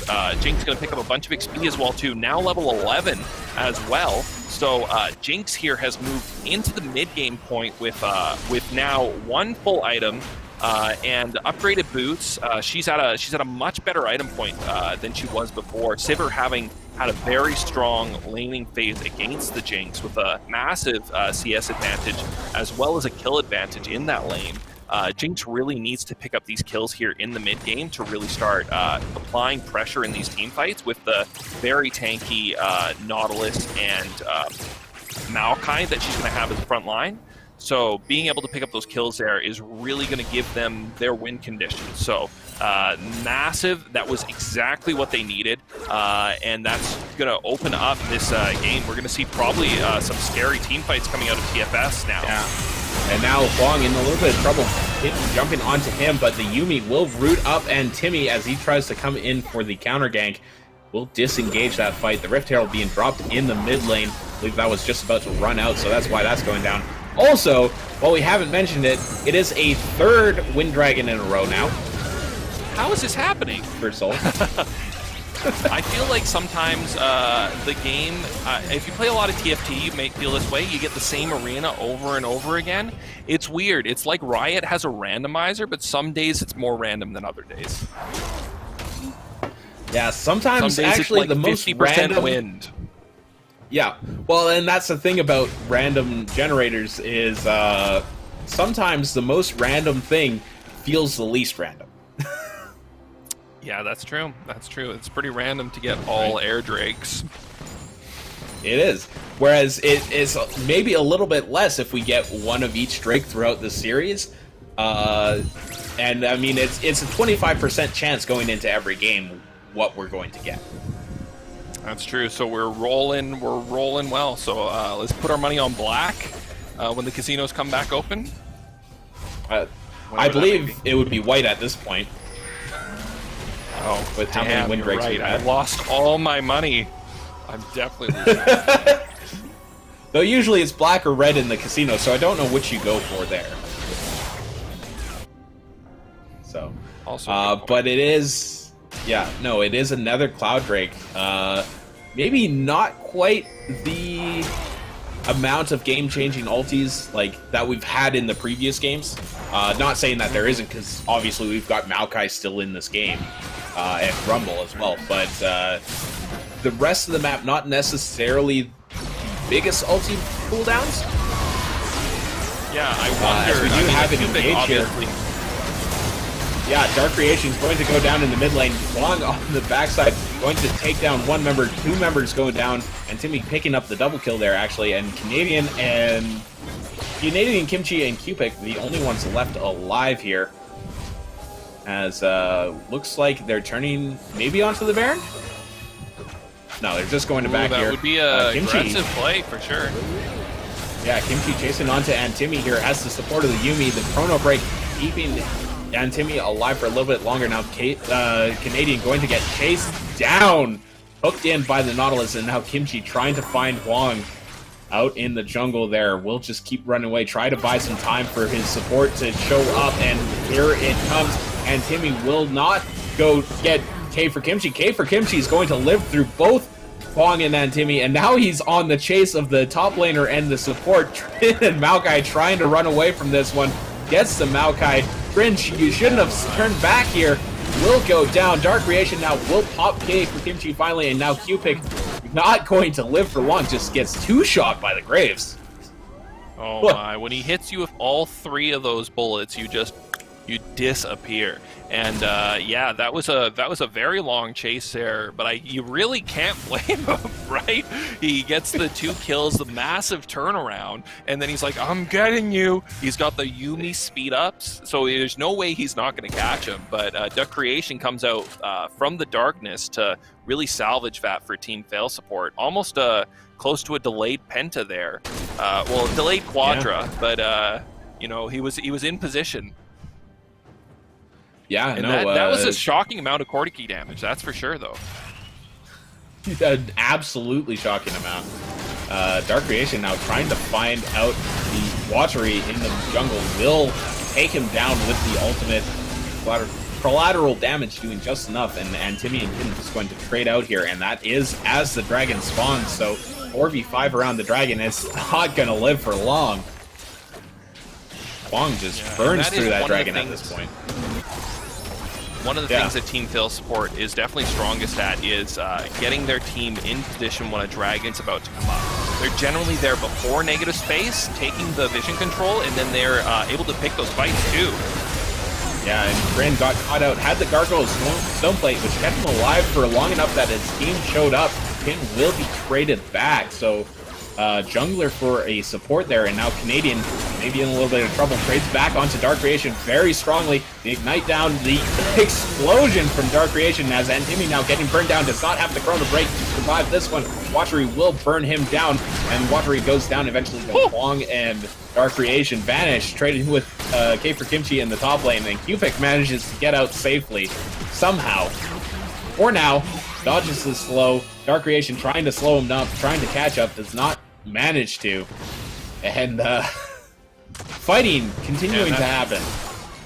And that's going to be another tower here probably in the bot lane for them as well too. You can see that damage coming out for Duck Creation. It's just absolutely massive. He just pops into your face and splat. So much of your health pool goes by. Just one crit, or not even necessarily a crit, one rocket from Huang was all he needed as support to get that extra damage required to push that tower, kill that champion, and then that gives him the tower there, and that gives him second tower as well too on the bot side. Q-Pick not able to do much on his own to try and hold a tower like that as a Yumi when he doesn't have a partner, almost completely useless. Trin getting caught out now, just going to get burned up immediately by Kimchi and Canadian. Canadian actually very large right now, 9-4-2 on the Sivir. Oh yeah, Canadian is absolutely massive. He had a huge lead coming out of laning phase, and but Dark Creation found him here. Himself safe. Yeah, gets it with the collateral damage, and Timmy now going to chrono break back onto the equalizer. Will burn down as Corki picks up the double kill there. Vanish now getting chased down by Kitten, and Trundle really should win this fight. That is one of the few people who really should be able to fight. He's way lower level right now. He's just trying to delay him so that they can take control of the base right now, because DN Vanish wants to base. Trundle can't fight Vanish for sure, but Vanish wants to get back in the base because if you can see, K for Kimchi is just taking the inhibitor tower right now, but Vanish, they're not going to let him base. Yeah, managed to take down Huang, chase him down. We'll take that inhibitor, and like you said, Vanish cannot get back to the space to help defend. He might pick up Kitten eventually here. Kitten going very low. I don't think they can delay this Maokai any longer, but the damage is already done. The base is cracked. Yeah, the base is absolutely destroyed there. If Vanish is able to pick up this kill on Watery here, this could be massive for them, though. They could be able to pick up this Baron here on the backside. But, but it looks Kimchi like he might be getting Canadian collapsing now. Yeah, and Timmy now jumping forward, does get rooted up just before he hits his shield, so a lot more damage coming out actually onto Timmy than necessarily wanted, but Dark Creation will pick up K for Kimchi as the chase down continued, and Vanish managed to get out of there alive. And Dark Creation is going to do so much damage to this Baron, it's absolutely insane. If you saw there, he even misjudged his damage, uses his ultimate, tries to pick off the kill, doesn't need it, so he's not going to have his ultimate for this fight, unfortunately. Yeah, and Timmy going very low, has to use the Chrono Break to get out of there. Dark Creations will go down. This Sivir doing so much damage in the Baron pit with the Rumble, and Canadian just going to clean up that fight at Baron. Only 2 members left alive after Team Fail Support pick up the Baron. Yeah, what a huge pickup there for Team Fail Support, picking up that Baron. Massive being able to take that off the map now that they have that middle inhibitor broken. It's going to be extremely hard. Once the mid inhibitor goes down, it's very, very hard for you to contest Baron. So they pick the one time window that they're going to have while that inhibitor's dead to take it. They do manage to pick it up. They're going to lose a couple players for it, but denying that Baron is going to remove a win condition from the side of Negative Space. Kimchi and Cubic, yeah, just having some fun in the base. Yeah, waiting for real fast. The max duration maybe of the package, trying not to, you know, he's already there before anyone else. Especially with they are setting up. They're setting up for this dragon, third dragon here. Going to be big for Negative Space to kind of tie up the dragons here. Now TP from Vanish coming in. He is there, will root up onto Kimchi. Knocking back, the Yuumi is there for support, so there really isn't a whole lot this Maokai can do by himself. And now Kimchi going to turn around onto Vanish. Vanish will go down. He had no support whatsoever. Gargoyle's stone plate caught by Trin. Will keep himself alive. Goes back in, gets the hook onto K for Kimchi. Now Canadian on the backside, ready to just tear through this team. The Ricochet is coming through with the crits. Wong will be dueling it out, will win the duel eventually with the help of Timmy, but taken out by Watery as he finally makes it to this fight. And Timmy now having to run away, jumps to a ward. K for Kimchi still alive despite being the one who was engaged on. And Negative Space might just push for the win here. Oh, they might. They do have the Rumble already in the base, so that's something the they gotta ace. worry about. 10 seconds on Trin and Vanish. They're not exactly the people who can defend this. This should be the game. This should be the tournament for Negative Space. Negative Space going to take it 3-0 after Team Fail Support swept through the round robin. Negative Space is the one to clean up. They make it through the first round of the playoffs. They make it through the second round of the playoffs, and they are the Edmonton Quarantine Charity Cup champions. Yeah, congratulations to Negative Space there with just a completely dominant performance in Game 2. An amazing nail-biter in Game 1, and in Game 3, again, another really close game. Could really go to either team, but Negative Space with a couple of the better team fights at the end there, getting ahead of them, managed to take it down. In this first fight here, you can see Nautilus snares him as he's trying to jump back. Maybe that was actually his auto attack snare that clicked in, stopping him from connecting on, not the pull. But then boom, double kill starts off for Canadian in this bot lane, and that was a level 1 fight in the bot lane, something you almost never see, an all-in level 1 from 2 ADs and supports, especially when they're not when someone hasn't specifically been caught out. And unfortunately for Team Fail Support, that probably there was the winner, the game-winning difference for them this game, because Huang, as he started to come on in the late game, was doing a lot of damage for his team. But Canadian, having had that early game, was extremely strong still in all these team fights, having a really dominant performance in that early game, really shut down Huang, preventing him from being there in that mid game for just full cleanups.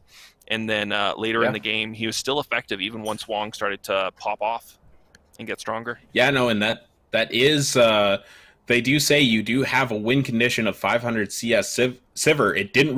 You didn't need to go that far this game. Sivir popping off, getting 12, 6, and 5 as a final score here. So lots of gold going on to that Sivir. Yeah, and here in the mid lane, Duck Creation was just doing a ton of damage. Really interesting to see that Graves play.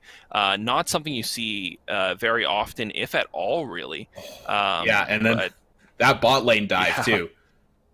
Oh, so smoothly insane. played by both the laners for Negative Space there. Yeah, and perfectly played by Huang as well too. But unfortunately, it doesn't get the kill because there's just so much healing coming through both of them. They manage to trade as much tower aggro as they can, and then the heal plus Yuumi heal plus barrier, just a huge health pool to allow him to take so many tower hits. Yeah, and it just kept allowing Canadian to snowball here, 3-0 as you see in the replay right now, and just kept up that pressure with the Yuumi. With a 50 CS advantage as well too. 40 plus CS advantage. And Watchery did what he could this game to kind of keep Negative Space even in the top lane as well. Like he became a very big factor coming in the mid game. Some really great equalizers just burned up the team team fail support. Yeah, some massive equalizers from Watery for sure. Really well played for him, and he was winning some of these fights against the Maokai that he hadn't been winning before. So it's possible that as the matchup went on, they started to really understand because they played it. I think 3 games. I think they played 3 separate games with the Rumble Maokai in the course of a whole tournament. It's also important to note here that even though Team Fail Support did get 3-0'd in the finals, Team Fail Support did beat Negative Space in the group stages, and also for our game that we ended up having to we had to cancel the grand finals because we lost power. Cupid lost power and was finishing it out from a laptop. Team Fail Support ended up winning that game, but they chose, being the good sports that they are, to give them a fresh series here without any internet issues. And for us as well too, to get as many games on the day. Nobody expected a 3-0 from Negative Space. Not that they're not capable of it. They obviously are, but really, really strong performance from everyone on NS's team, with a lot of different varying picks coming out too that we hadn't seen before. Well, and that's the unfortunate part of it. We did have the power outage here in Edmonton, which kind of delayed our tournament for that extra week. But maybe that is the big difference because, as you said, Negative Space losing the first game that we were able to play despite the power outage last week. But then they come back. They have a week's worth of time to practice, maybe talk about strategy, how Team Fail Support were working during the tournament, maybe review some of the matches that they were playing, and seem to really just figure out this team that nobody figured out in the tournament. Yeah, and Team Failsport, as you can see, they still have these really strong team groupings around Dragon. They've got good Dragon pressure. This isn't an example of it that's going on the screen right now, but they did, whenever they were ahead, they had a really good sense of what the objective timers were and when they needed to be around that objective to make sure that they were going to get it. So they're not popping up the Dragon right as it's spawning. They've been in position for 30 seconds. They've cleared your wards. They've placed their wards. Dragon spawned. We're all here. It's dead. And you haven't even based in top lane. So they've been so they were very, very dominant when they were ahead in those type of situations. When they did start to fall behind, that's really where Negative Space was a lot stronger than Team Fail Support. Negative Space, I don't know if it's just come from having played so many games together from experience, or if it's just the way that they play generally, but they're never afraid to make plays, and they always end up grouping together a lot quicker than most teams when they do fall behind. You can see great examples of that in the first game, and here's the awesome double kill for K for Kimchi. Picks up that really quick double kill, comes back here, 800 gold spree, comes in from the backside, full health pool. No sir, Duck Creation, look at that damage, just pop, pop, pop. Yeah, literally two-shot the Yuumi. Yeah. But actually, one of the things that I want to talk about quickly here, that's worth mentioning, because we're talking about the week that they had to prepare, is the movement of Cupic from mid lane to support. Mm-hmm. Where he had the dominant games on Sona in the mid lane during the tournament, and then I believe we had Canadian, or either Canadian or Kimchi was the mid laner, and then was the AD carry and support, I believe, for most of the tournament. And now this weekend we got Cupic as support. Yeah, exactly. And Cupic doing excellent in all the games that we've seen. Yuumi, one of those champions where there's not a lot that you can showcase in your play, but whenever he did have a champion where he could showcase, what he's capable of, he was very, very strong in all those games. Look at the creation, nice flash forward for the instant damage, picking up the kill here. Huang picking up some kills here as well too. These are massive in the bot lane for TFS. At this point, TFS really does have the capability of taking this game and putting us into a series. They're in a really strong position here. Almost manages to land the slow there onto Cupic. They hit that slow, he dies for sure. And Trin here, unfortunately, that's a big misplay from Trin there. If you see that on the map, you were able to see there was didn't have anyone in position too far forward as a support grabbing gold, and that's really where TFS struggled, is in those like mid positioning. Where am I when we're not actively pursuing an objective? If there was a little bit more meandering from TFS in negative space in when they're not actively together pushing something. And it really hurt them in game 2 when they really started to fall behind. And a couple points in this game, it hurt them as well too. But Duck Creation just putting on massive damage whenever he pops into the area. Really makes you want to try that mid Graves, But you just probably end up feeding, is the honest truth. Yeah, no, exactly. But that the mid game pressure, that like Trin being kind of out of position a few times, getting caught out like that, I think that is actually a big part due to Cupic being in the support role. We didn't see the utter domination that Team Fail support had in the bot lane throughout the tournament, because that was kind of one of the constants in every single game, was Huang and Trin going up like 7-0 in laning phase. Mm-hmm. And we didn't see that here. So maybe Trin's playing like a bit more aggressively, because it's like, hey, I've just been like so far ahead during every game we've played in this tournament now. And he's just not used to playing from behind like he was throughout a lot of the series.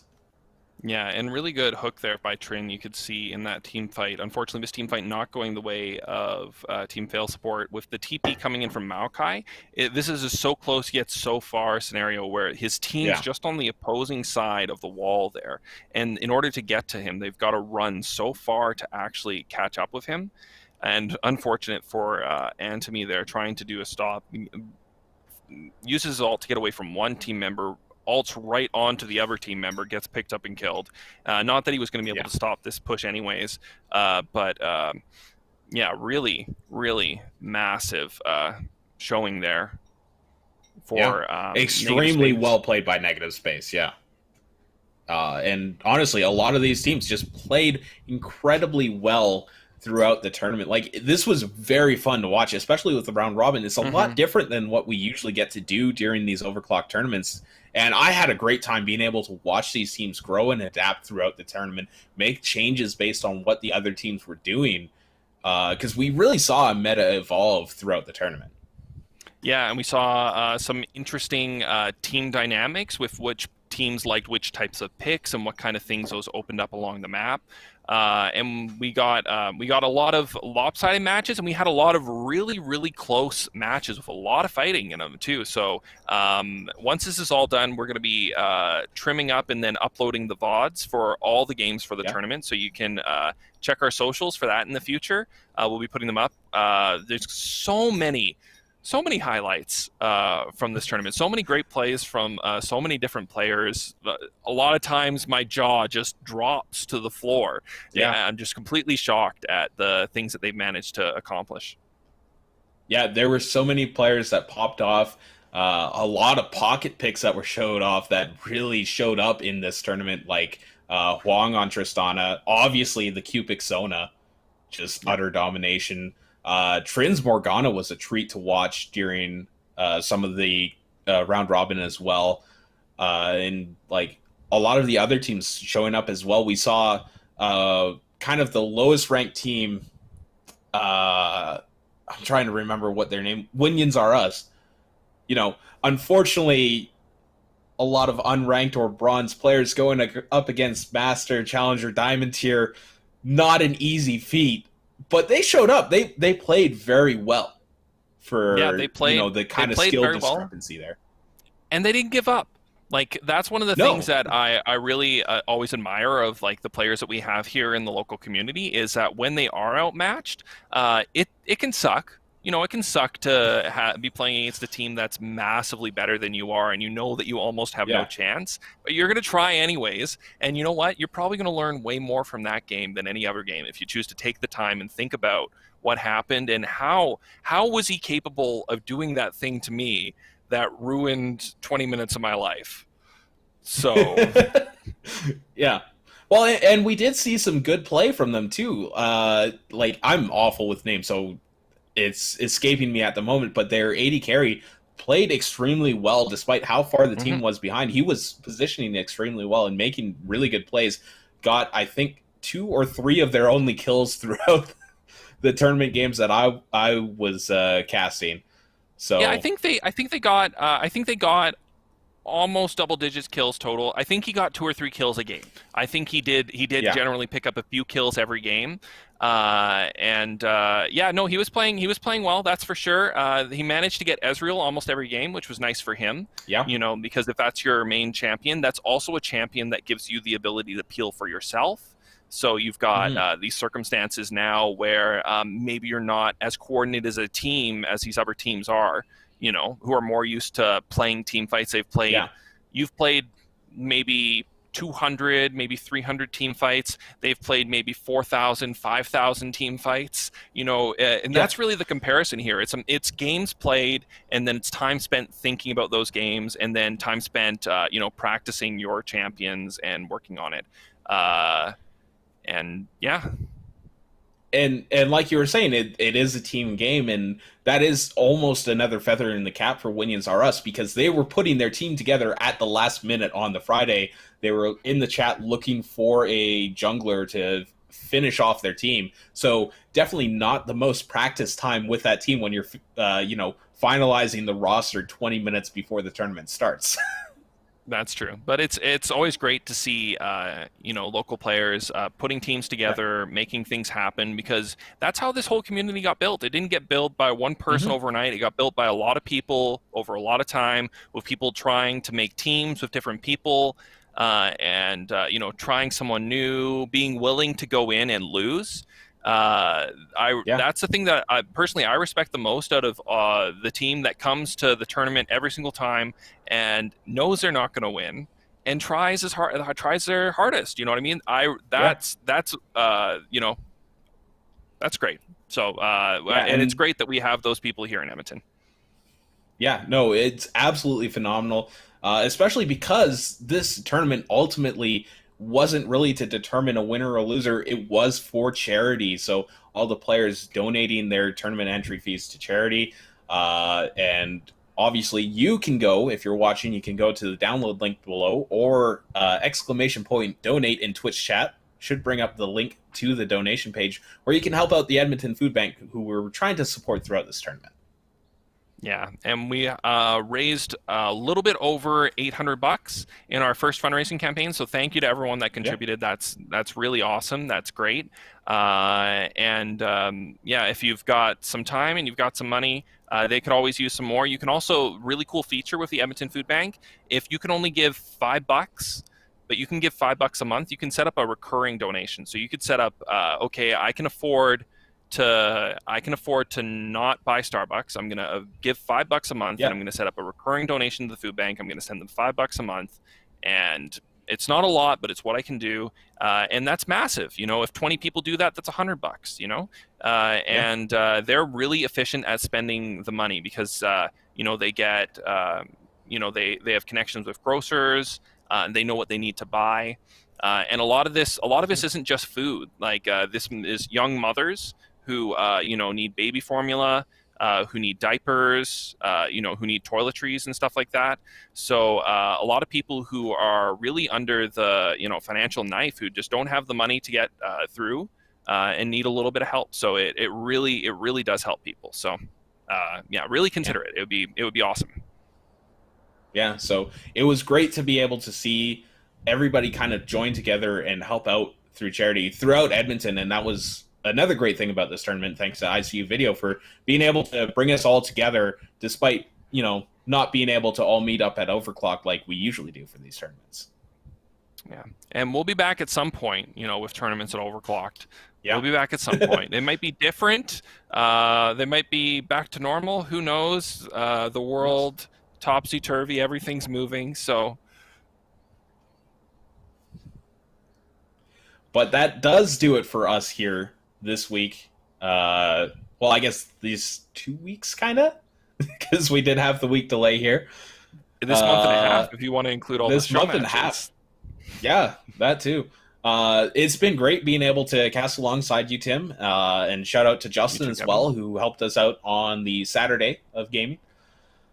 And thanks to our producer Rob Zitlau and Alex Teswich, our switcher, who helped bring this together and keep the show running nice and smoothly, other than the power outage, which really was out of all of our hands.